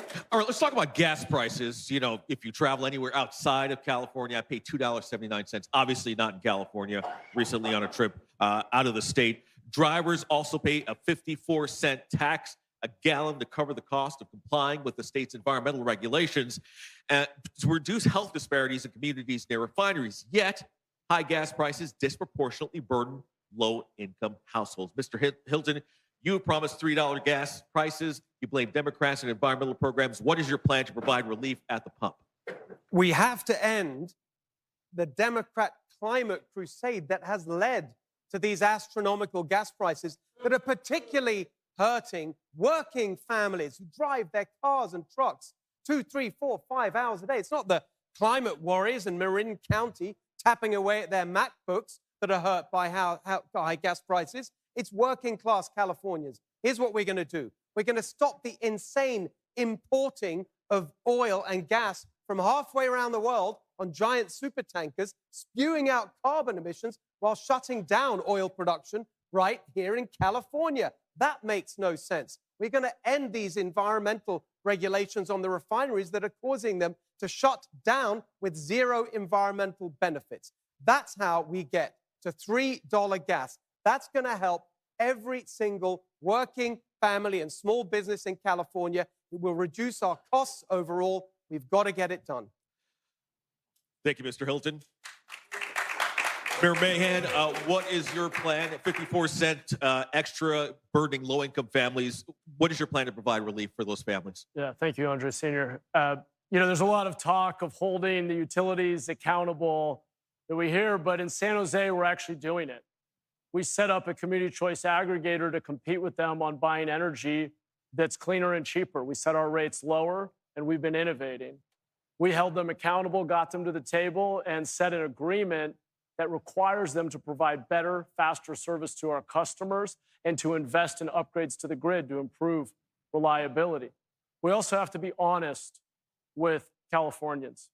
We cannot simply demonize and push all other forms of energy out of the state before we've innovated enough to fully transition to a clean future. Right now, we need both. It's a process. And if we are overly idealistic and we simply push all other sources out of the state other than solar and wind, we are driving up costs for working people. We have to be balanced, innovative, and have a long-term course to that clean energy future that's affordable for working families. Mayor Mahan, thank you so much. Mr. Steyer, what is your plan to help lift the burden of gas prices on these low-income families here in California? So one of the things that drives me crazy is monopolies and small combinations of businesses that control price. And in the case of gasoline, we're held hostage by a very small group of companies that can control refineries and push these prices up all the time. That's where we are. They have us by the throat. For us to get lower gas prices, we need to find competition. We need to import gasoline either from neighboring states like Washington, or we need to buy it, regardless of what Mr. Hilton says, from Asia and have them refine it there and ship it to us. But that's all the short term. Why don't we use California gas? That's all the short term question. We'll get to you in a Long second, Mr. Hilton. what we need to do is move to electric vehicles. And that is something which is cheaper to fuel, cheaper to maintain, and we need to get them into hands of working families. And that means cash for clunkers. It means doing whatever we can to drive down the upfront cost of EVs so that, in fact, that transition happens as fast as possible. Mr. Hilton, you have 30 seconds to respond. There's a very simple common sense principle. As long as we are using oil and gas in California, let's use California oil and gas instead of importing it from halfway around the world. Did you know that not that long ago, we actually produced most of the oil and gas we use in California right here in state? Now we import 80%. You know our number one provider? Iraq. We are shipping oil across the ocean, spewing out carbon emissions. It makes no sense. Let's use California oil and gas while we can. Superintendent Thurman, my question to you. You scrutinize the supply chain here and you support transition to cleaner energy. Talk about your plan to help release the burden on low-income Californians dealing with these gas prices. Thank you, Andre. Reclaiming my time here. No, you're good. As I mentioned earlier, I'm going to give a tax credit, a tax break to working Californians to have a couple $100s a month more in your pocket every month for rising costs of gas. Let's face it, the cost of gas is high. The reality is this climate change is real, and we do have to shift to alternative energy. We have to have a plan and a timeline for how to do that, and we have to build out the infrastructure that allows us to get there. And so while we are working to get there, two things can be true at the same time. We can keep the refineries open that keep us from having to buy gas from outside of the country, which will drive up the cost, because California has a very special blend that we use for better emissions. And we can build 1 million charging stations to move closer to electric vehicles. Those two things have to be true at the same time. We have to move with climate change in mind, use the barrels of oil that we have until they're used up, and move to alternative energy as quickly as we can. Superintendent Thurman, thank you so much. Mayor Ragosa, what is your plan here to help families here? You want to slow down regulations on refineries. Tell us more about your plan. Look, everybody, we're talking about going green. And by the way, 100% record in 6 years I was in the legislature, the author of the Carl Moyer Act, which is the biggest effort to clean up the air since the Clean Air Act until AB 32 and SB 32. #1 American city in reducing carbon emissions, #5 in the world. When I say that we overregulate these refineries, actually, Steve is right. And that is we import 75% of our oil and gas from Iraq, Ecuador, and other places.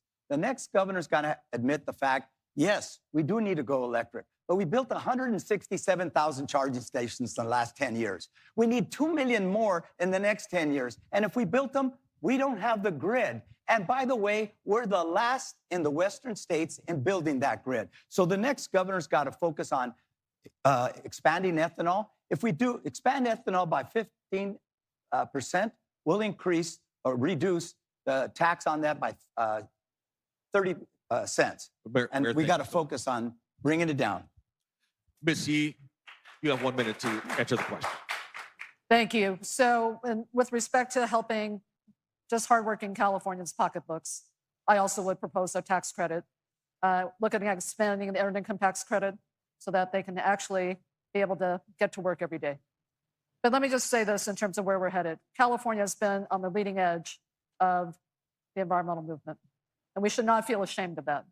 What we should feel ashamed of is the impacts to low-income communities that have not felt the benefits of our transition. So here's what we need to do. And just right across the bay here in Rodeo, this is not a transition that's going to happen overnight. We don't flip a switch to get to green and clean. We actually need to have transitional fuels.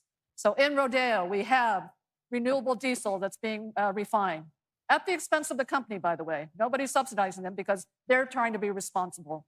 But this is a transition. So we have to be sure that communities, all communities, particularly low-income communities, particularly our Black and brown communities, are part of the transition, can share in having cleaner air and more healthier communities. Ms. Heath, thank you so much.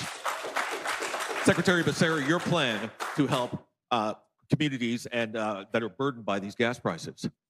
Well, first, we can't ignore what's going on, the climate change that's occurring, not just in our state, around the world, the extreme heat, the wildfires, the landslides that are occurring, these atmospheric rivers that are dumping rain in huge amounts. We have to be prepared for what's coming. That's why we have to have an energy transition.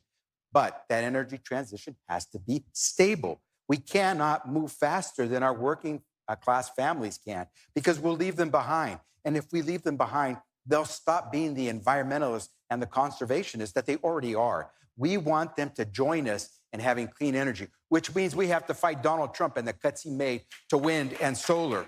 And we have to have a policy that says all sources of energy have to be on the table, because we have to make this transition smooth for the folks who work really hard but don't make a lot of money. We want to make sure they come and join us. And that means moving towards clean energy like electricity, but doing it at the pace of our working class. Secretary Becerra, thank you so much. Right. Candidates, as we said earlier, we asked viewers ahead of this debate to weigh in on the questions they wanted to see asked tonight. This is a question from Henry in San Bernardino. He says, Governor Newsom made several high-profile commitments, such as addressing housing affordability, reducing homelessness, and improving public safety that some Californians feel remain unmet or insufficiently delivered. What concrete accountability mechanisms would you put in place to ensure that your own commitments are not just announced, but measurably delivered within a defined timeline? Mayor Mahan, you've been a vocal critic of the governor. We begin with you. 1 minute. Look, I think the governor's done many important things for our state, and I think he's focused on the right issues. The next governor is going to have to build on initiatives like Care Court and CEQA reform and things the governor's championed. But I agree that in government at all levels, state, county, cities, certainly the federal government, there's not been enough accountability for outcomes. When I ran for mayor of San Jose, I ran on a simple premise. We're going to focus on fewer things. We're going to focus on the things that are most important for our residents. We're going to set public goals. And yes, we're going to put them up in dashboards. We're going to show you where every dollar goes. And we will measure the performance of those dollars, and the programs and the policies that we pass, that we say are our best hypotheses for delivering better outcomes. And the truth is, if the things we're spending your money on aren't delivering better outcomes, we need to be held accountable. We need to see that in the data and be willing to change what we're doing. In San Jose, we've done that. We've become the safest big city. We've reduced homelessness faster. We've gotten thousands of new homes under construction by thinking differently. Mayor, thank you. Mr. Steyer, how do you deliver on your commitments if elected? Look, there's an old saying, if you can't measure it, you can't manage it. And so I think as governor, it's going to be incredibly important to set forward what you're trying to do to make your goals public, to be transparent, and then continually measure yourself against what you've promised to do. That is what I'm going to do. And that's the only way that I understand how to build results. So for instance, I say, I want us to be a top 10 education state in the United States. Okay, there has to be a plan explicitly how to get there.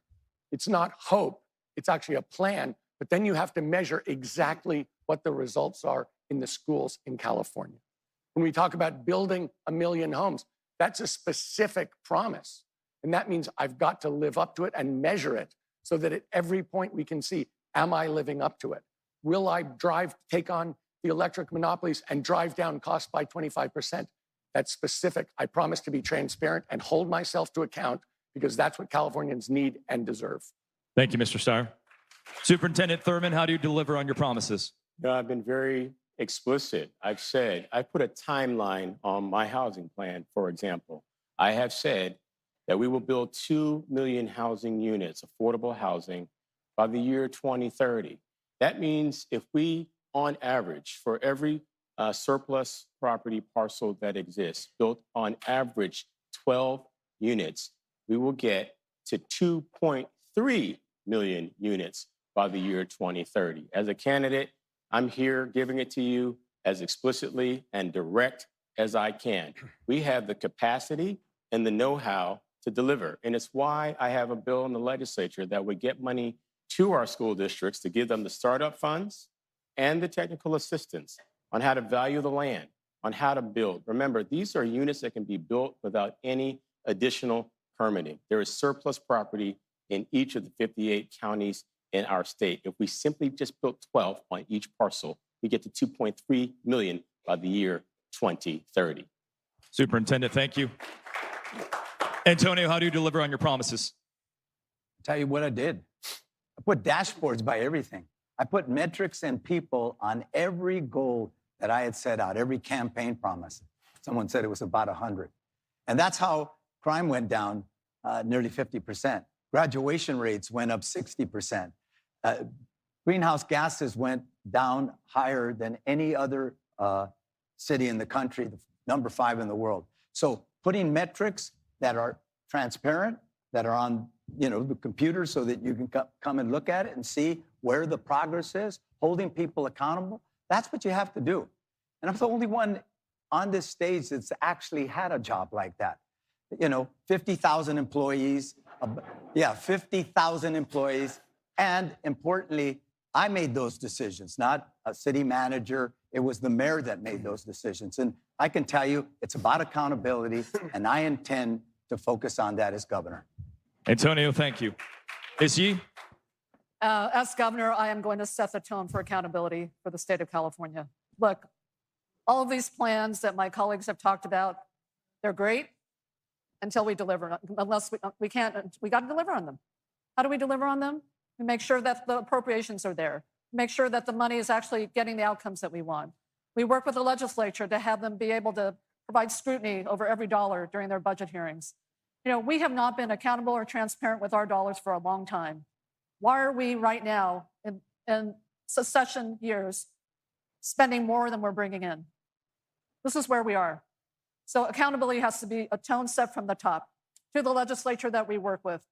Budget hearings, you're going to scrutinize every department in my executive branch to be sure that we're delivering on every dollar that you appropriated to us. And are we talking to the communities that are affected? Because if they're not seeing the results, something's wrong.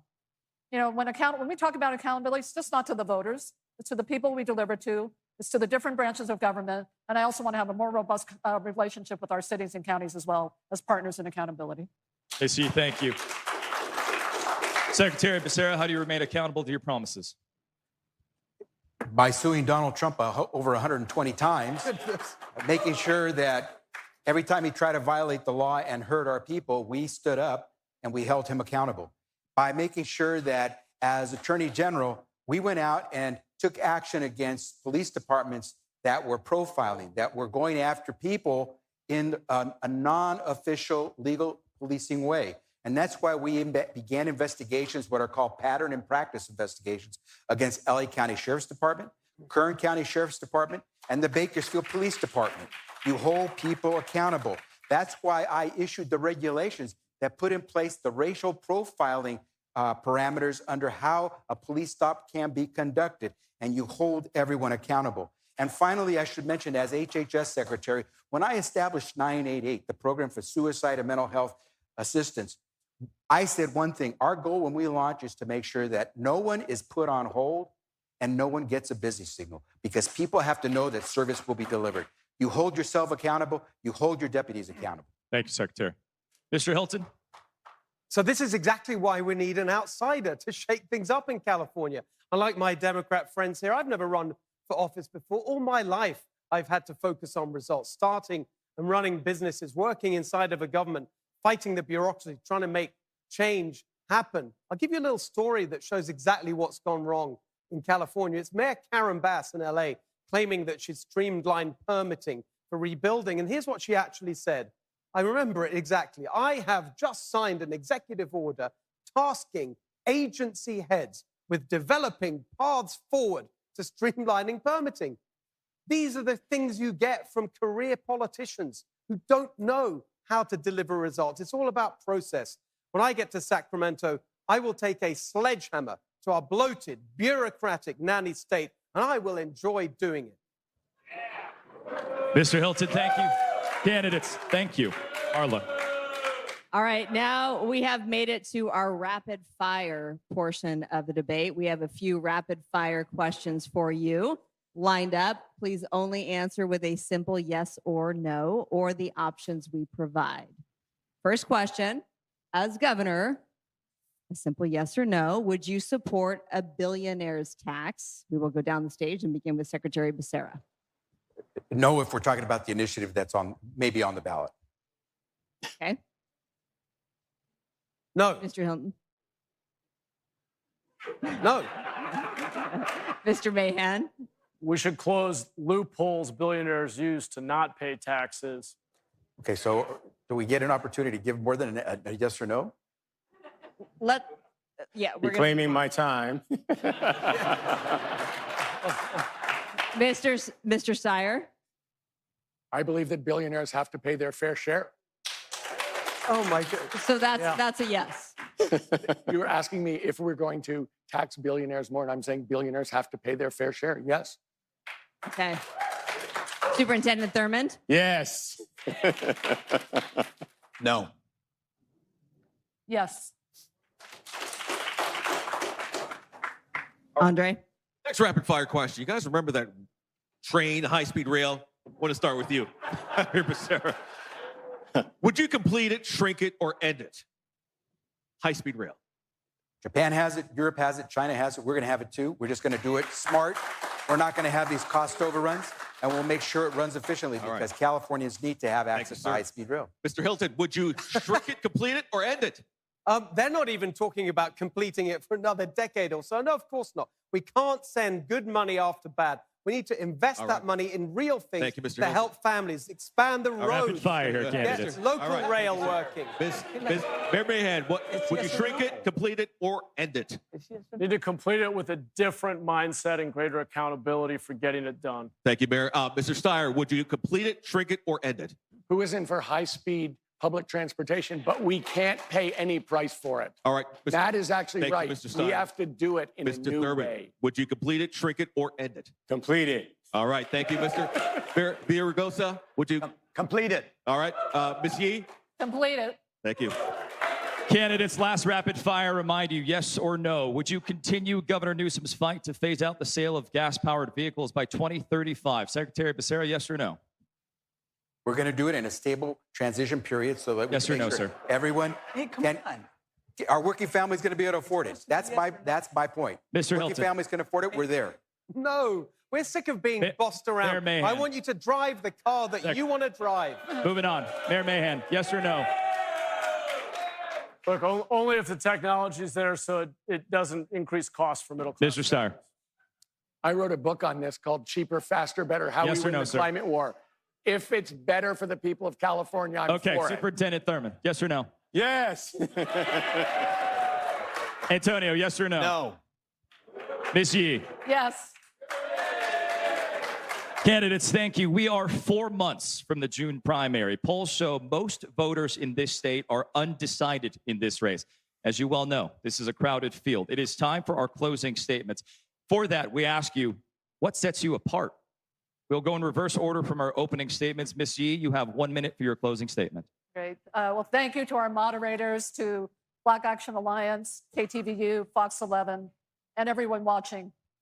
It's important that we're here tonight because, as you just heard, all the polls show that this race is wide open. You know, I think voters have had enough. I've been around the state. I've spoken to thousands of them. Enough of the lies, the broken campaign promises, the billionaires trying to run the world. You know, look, I'm the adult in the room. I'm a no gimmicks, no nonsense, straight shooter, and a woman who gets things done. I'm the only candidate who's ready to lead now. I don't need on-the-job training. And California can't afford a rookie in the governor's office. And we certainly can't afford a leader who thinks grandstanding is actually governing. You know, growing up on the west side of the city when things got tough, my mom used to always say, well, you know what we got to do. And we get to work doing it. She's now 102 years old, and I still take her advice. I'm eager to get to work, to do what we got to do to make California better for all who call this state Thank you, Ms. home. Yee. I'd be honored to earn your vote. Antonio, 1 minute. We need a proven problem solver, someone who's done it before. We need somebody who will take on Trump, fight to restore affordability in this state, but we also need a uniter. You know, I grew up in the civil rights movement. My entire life, I understood that we had to bring people together so we could move the country forward. The fact of the matter is, everybody, that the country is divided evenly. In this state, we're blue, but 25% voted for, 25% are Republican, 40% voted for Donald Trump, and 48% said, I'm open to a Republican governor. We need to work with everybody. We need to be able to say to this state, if you want to work hard and play by the rules, I'm for you. If you want to contribute and pay your taxes, whether you're an immigrant or you're someone that's been here for a generation, I'm for you. We need a state that focuses on getting things done, and is your candidate for governor, I'll be that person. Thank you, Antonio.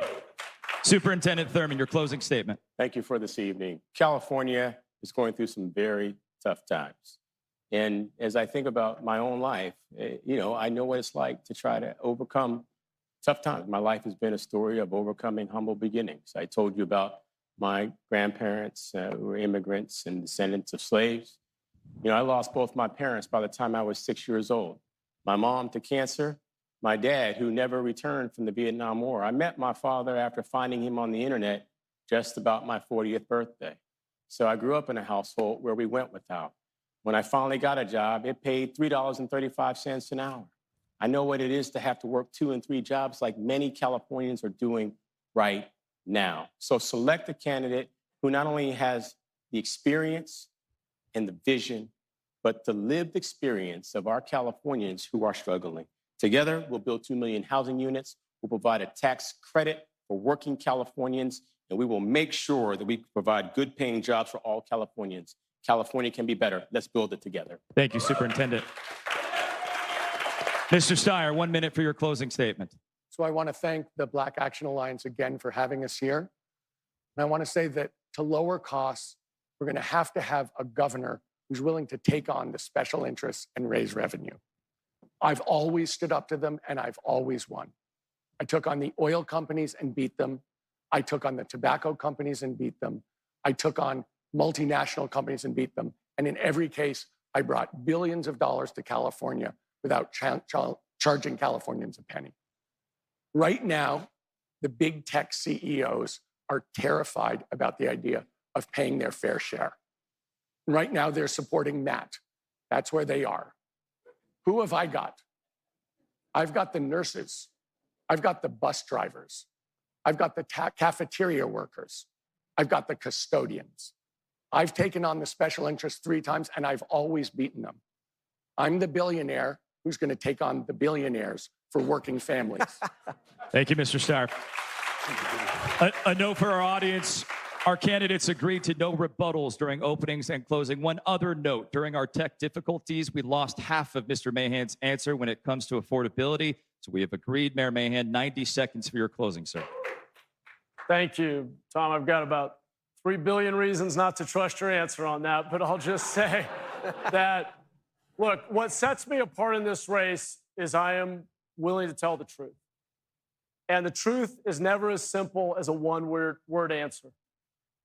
I oppose the wealth tax because it will send good, high-paying jobs out of our state and harm working families in the long run. We'll all pay more taxes for it. On the other hand, I will tell you, the wealthiest amongst us use loopholes in the tax code to avoid paying certain taxes, and we should close those loopholes, not destroy middle-class jobs. So the truth is that our politics has been oversimplified. It's become this blood sport between populists on both sides, and you deserve real answers, not the easy answers. And the way that we're going to move California forward is by getting our state government back to basics on the issues that matter most to you, starting with the brutally high cost of housing, the human tragedy of untreated addiction and mental illness, the obvious failures of our policies to address homelessness, schools that are giving up on too many of our kids. And the way we move forward is setting goals, being honest that there are not simple answers, and holding ourselves more accountable for delivering for you. Mayor, thank you. Mr. Hilton, 1 minute for your closing statement. So what sets me apart in this race is that I'm not a Democrat. And after 16 years of Democrat one-party rule that have given us the highest poverty, the highest unemployment, the highest cost of living in America, I think it's a very good thing. We don't need another Democrat. We need change. We've got the plans to make it happen. $3 gas, cut your electric bill in half, your first $100,000 tax-free, a home you can afford to buy. And that's how we make our state Cal-affordable. But the other thing that makes me different, I'm building a team. I'm building a team to get this done. For Lieutenant Governor, running with me, Gloria Romero, she was the former Democrat leader of the state Senate. Michael Gates, running with me for Attorney General to enforce the law. Herb Morgan, running with me for State Controller to end the fraud in our government. That's how we make our state golden again, with the golden ticket and the team I'm putting together.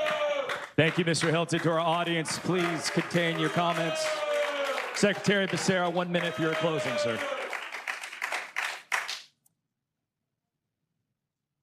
I've taken on a reckless federal government and ruthless corporations. I've defended workers' wages, women's health, immigrant rights. I launched civil rights investigations, the 988 suicide and mental health lifeline. I've taken down sex trafficking rings and organized crime operations. I'm deeply in love with the same woman I married 37 years ago, Carolina Reyes, a high-risk obstetrician gynecologist, and our 3 daughters. I'm not the richest candidate, and I'm not the slickest candidate. And the governor's office is not a place for on-the-job training or inflated promises. It's a place where you have to know how to fight, but more importantly, know how to win. I intend to win for the hardest working and lowest paid in California. I intend to win for young families struggling to figure out how they can do what my parents did, even though they didn't get an education. And I will fight for California's seniors who are ready to retire, not in Idaho or Arizona, but here in California. That's what I fight for. Secretary, thank you. And with that, that wraps our debate up for tonight. Thank you to our candidates, our audience here at the historic Ruth Williams Bayview Opera House, and to you at home. For more information on the election, the candidates, and tonight's debate, you can visit KTVU.com, FoxLA.com, BlackActionAlliance.com. If you joined us midway, we want to let you know that our teams are currently working to add this entire debate to our Fox local TV app. Please continue to weigh in on tonight's debate via that QR code on your screen. With that, let's take it to the KTVU studios in Oakland, where Mike Meebeck and Claudine Wong are standing by with 2 political experts for analysis and reaction. Take it away, guys. All right. Thank you, Greg. And from public safety to housing affordability, homelessness, and education, you have just seen and heard from 7 of the gubernatorial candidates on some of the major issues playing a role in this year's election. Welcome back. I'm Claudine Wong at the KTVU studios in Jack London Square in And Oakland. I'm Mike Meebeck. So the debate is over. What are the main takeaways? Who won the debate? We'll get to our panel in just a moment, but we're also asking you at home what you've been thinking of the debate since we began. Yeah. Well, our candidates are just walking off the stage right now, and we're going to check in with them in just a bit. We've got our own Betty Yu standing by there, and we'll talk to those candidates as they're coming off. Let's welcome in our panel right now as we get a look at really how this debate went. We have Melissa Michelson with us here, and of course, we have Jasmine Canick, who is down in Los Angeles as well.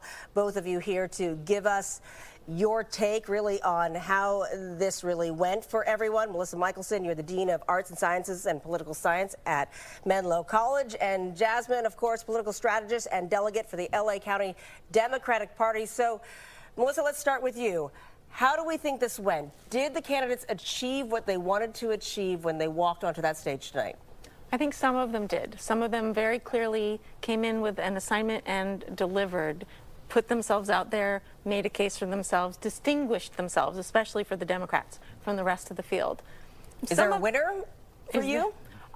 Of the folks that were on the stage tonight, I think Matt Mahan did very well, but I think also Steve Hilton did very well. I think it's going to really hurt Chad Bianco that he wasn't there tonight, And I think for Republicans who listened to the debate tonight, they might be thinking, well, maybe Steve Hilton is the one I want. He is not a Democrat, as he said multiple times. And then among the Democrats, the assignment for all of them was to distinguish themselves.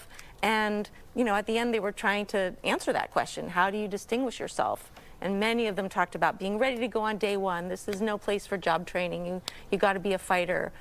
But if you all say the same thing, you're not distinguishing yourself.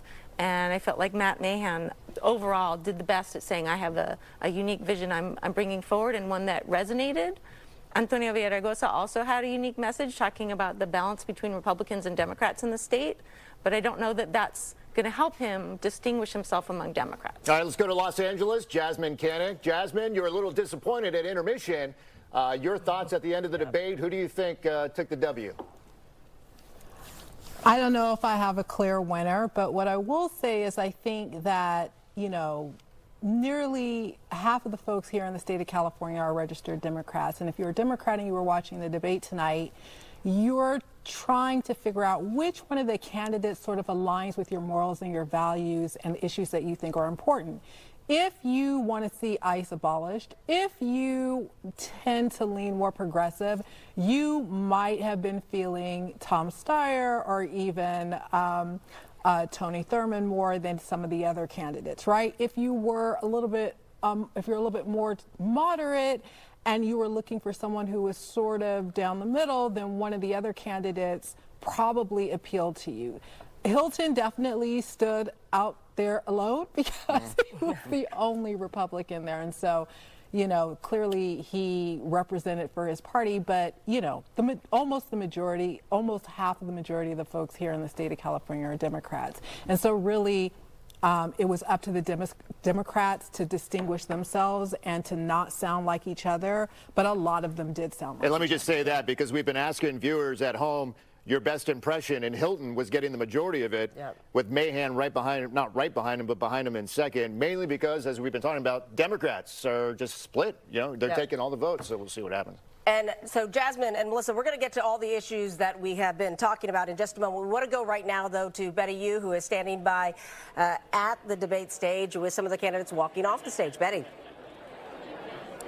That's right, Claudine. I'm with the candidates, and we are getting their first reactions right now after the debate just wrapped moments ago. I'm with Mr. Superintendent.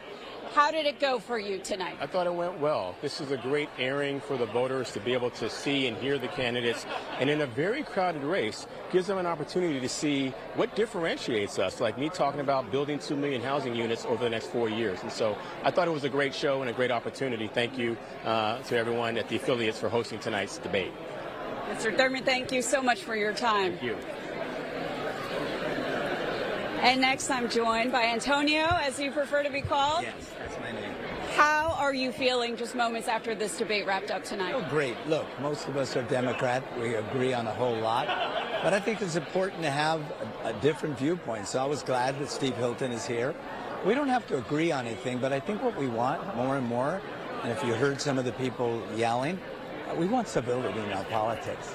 We want people that bring us together, that celebrate what we have in common, and acknowledge that there are differences from time to time. So I enjoyed it, but I think we all got to remember that civility is important in our body politic. Yeah, we certainly saw moments of unity on stage tonight. Thank you so much for your time. Mr. Steyer. Call me Tom. Tom, why should voters consider tonight a win for you? I thought I did something that nobody else did tonight, which I said I will bring $15 to $20 billion for education and healthcare to the people of California without charging them a penny. And I said I will take on the special interests because nobody can buy me. I've always taken them on before, and I've always won. And we need a governor who will stand up for working families across the state. Thank you so much for sharing your initial thoughts with us. Thank you very much. Betty Yee, nice to meet you. Nice to meet you. How are you feeling about tonight's debate? I feel good. I feel that there was really an engaged audience, certainly here in the theater, and I hope with the viewers out throughout California as well. It's a wide open race, and so I'm very happy that people took the time to be here tonight. Yeah. Thank you so much for sharing your thoughts with us. Thank you. And right now we have Mr. Hilton. Thank you so much for your time. Great to see you. You talked a lot about your differences tonight. What stood out to you the most? So I was the only non-Democrat on stage tonight, and so I think it was important to show people that we don't have to put up with things as they are in California.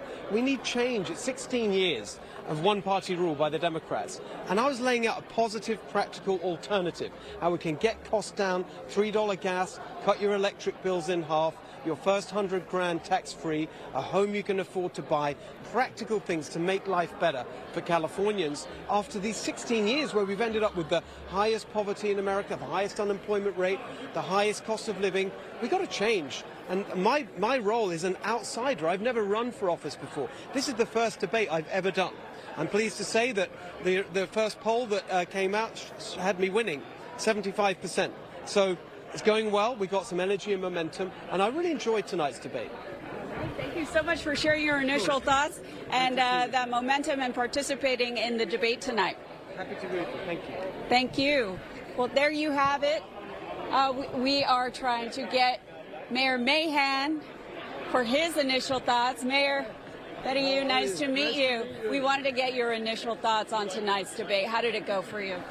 Well, I enjoyed being part of the conversation, and look, I'm just going to tell the truth on the issues. People in politics often give easy answers. I think people deserve real answers about how we address the incredibly high cost of living we have, our crisis of addiction and mental illness, and high energy costs that are nearly twice the cost of bills in the rest of the country. So it's really about focus and accountability and delivering for people, just like we're doing in San Jose. We've been leading the way on public safety, reducing homelessness, we're building housing again, and the entire state really needs that kind of vision.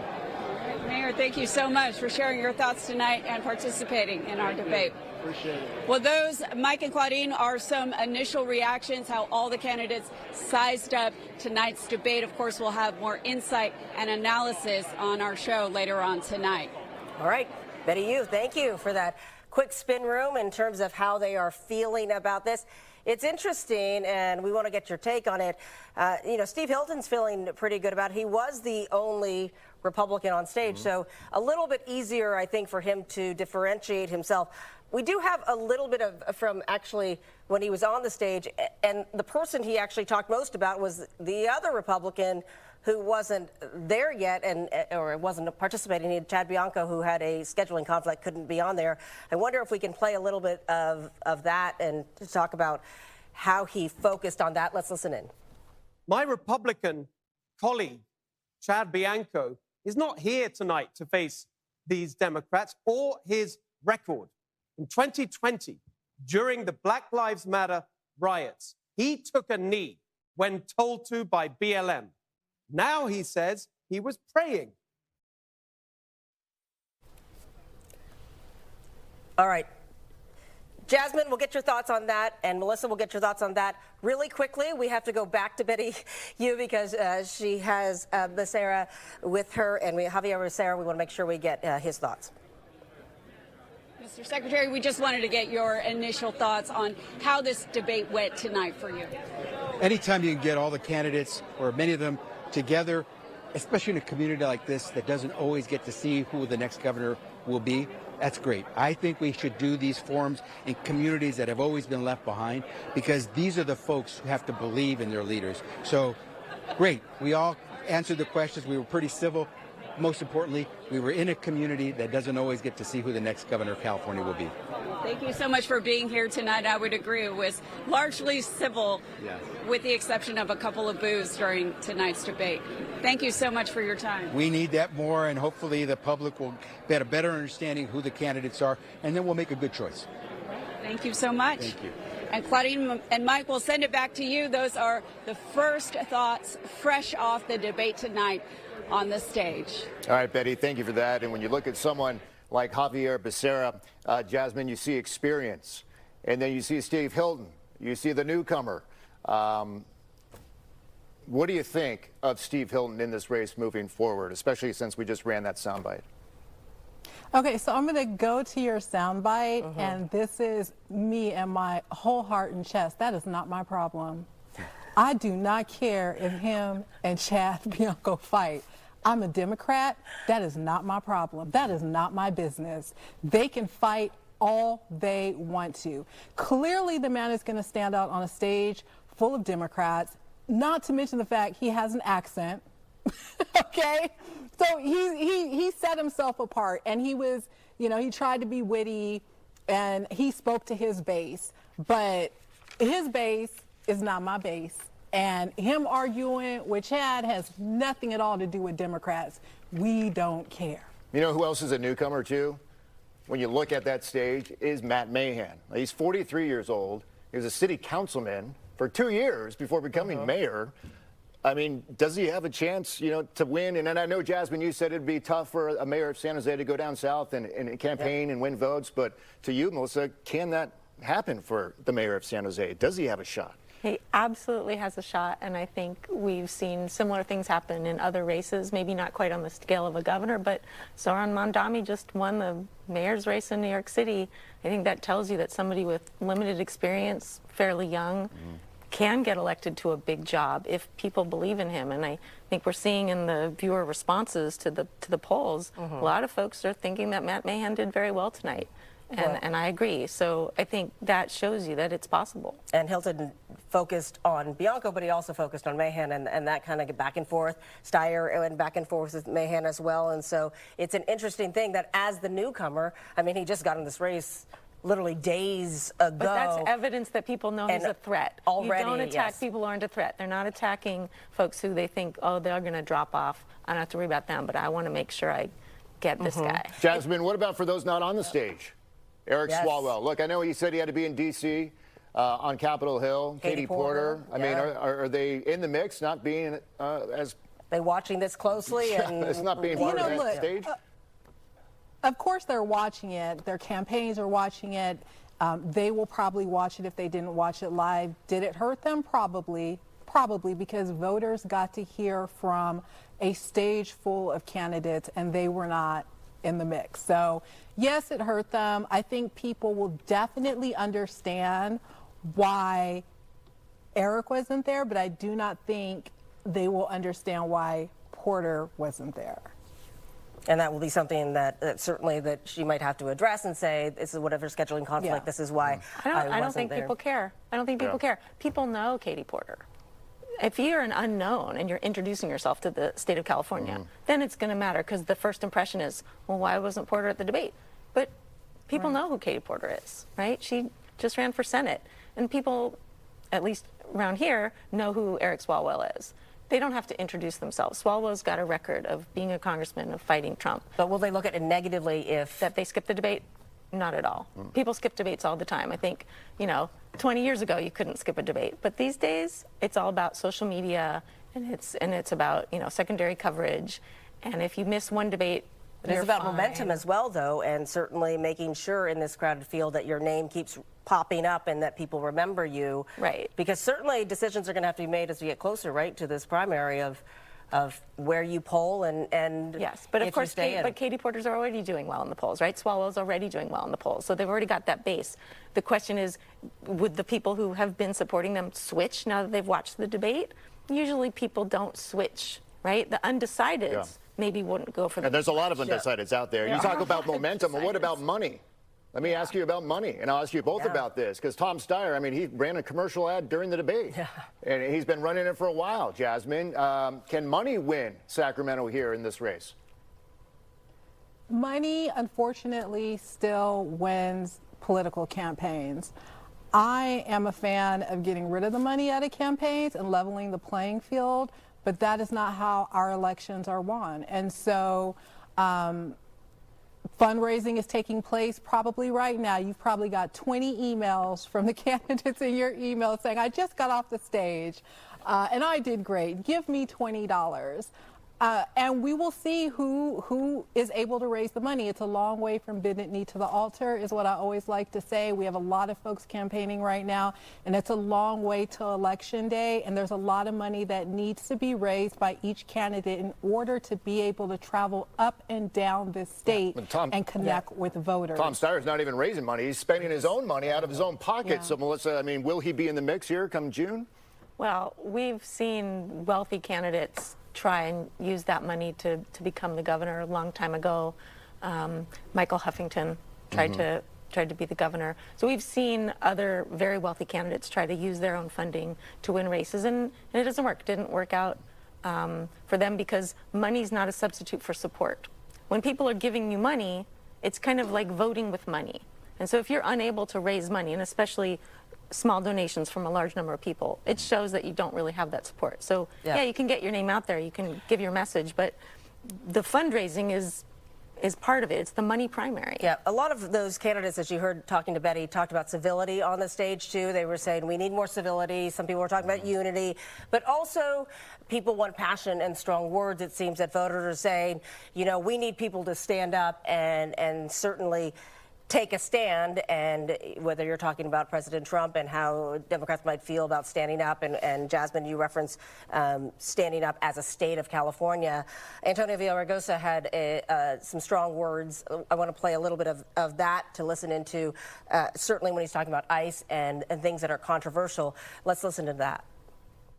I've never in my life seen ICE agents dressed from head to toe, all covered up, like the Ku Klux Klan, with assault weapons, flashbang grenades, beating up on women, children, and innocents. Okay, so he's pulling in some very strong words, strong imaging, and comparing ICE to the KKK. Is that effective, Jasmine? Do you think that's an effective way to say, hey, I am serious about what I'm talking about here?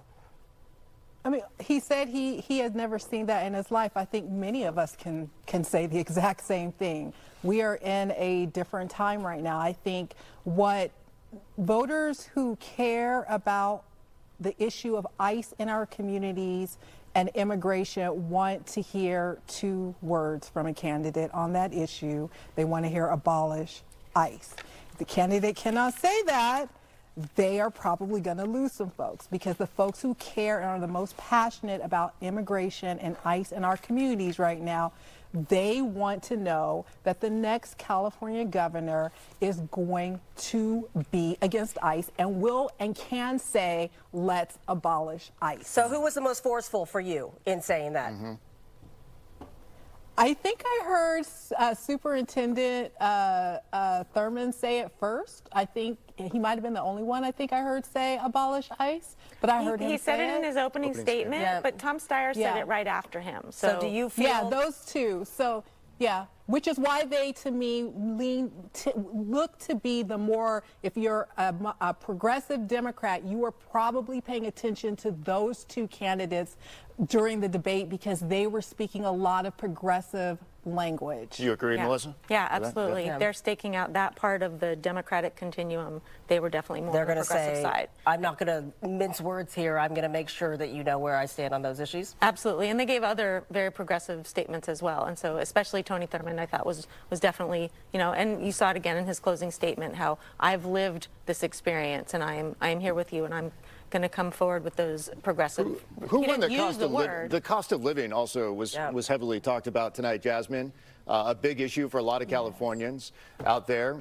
Did one of the candidates stand tall tonight on that very issue?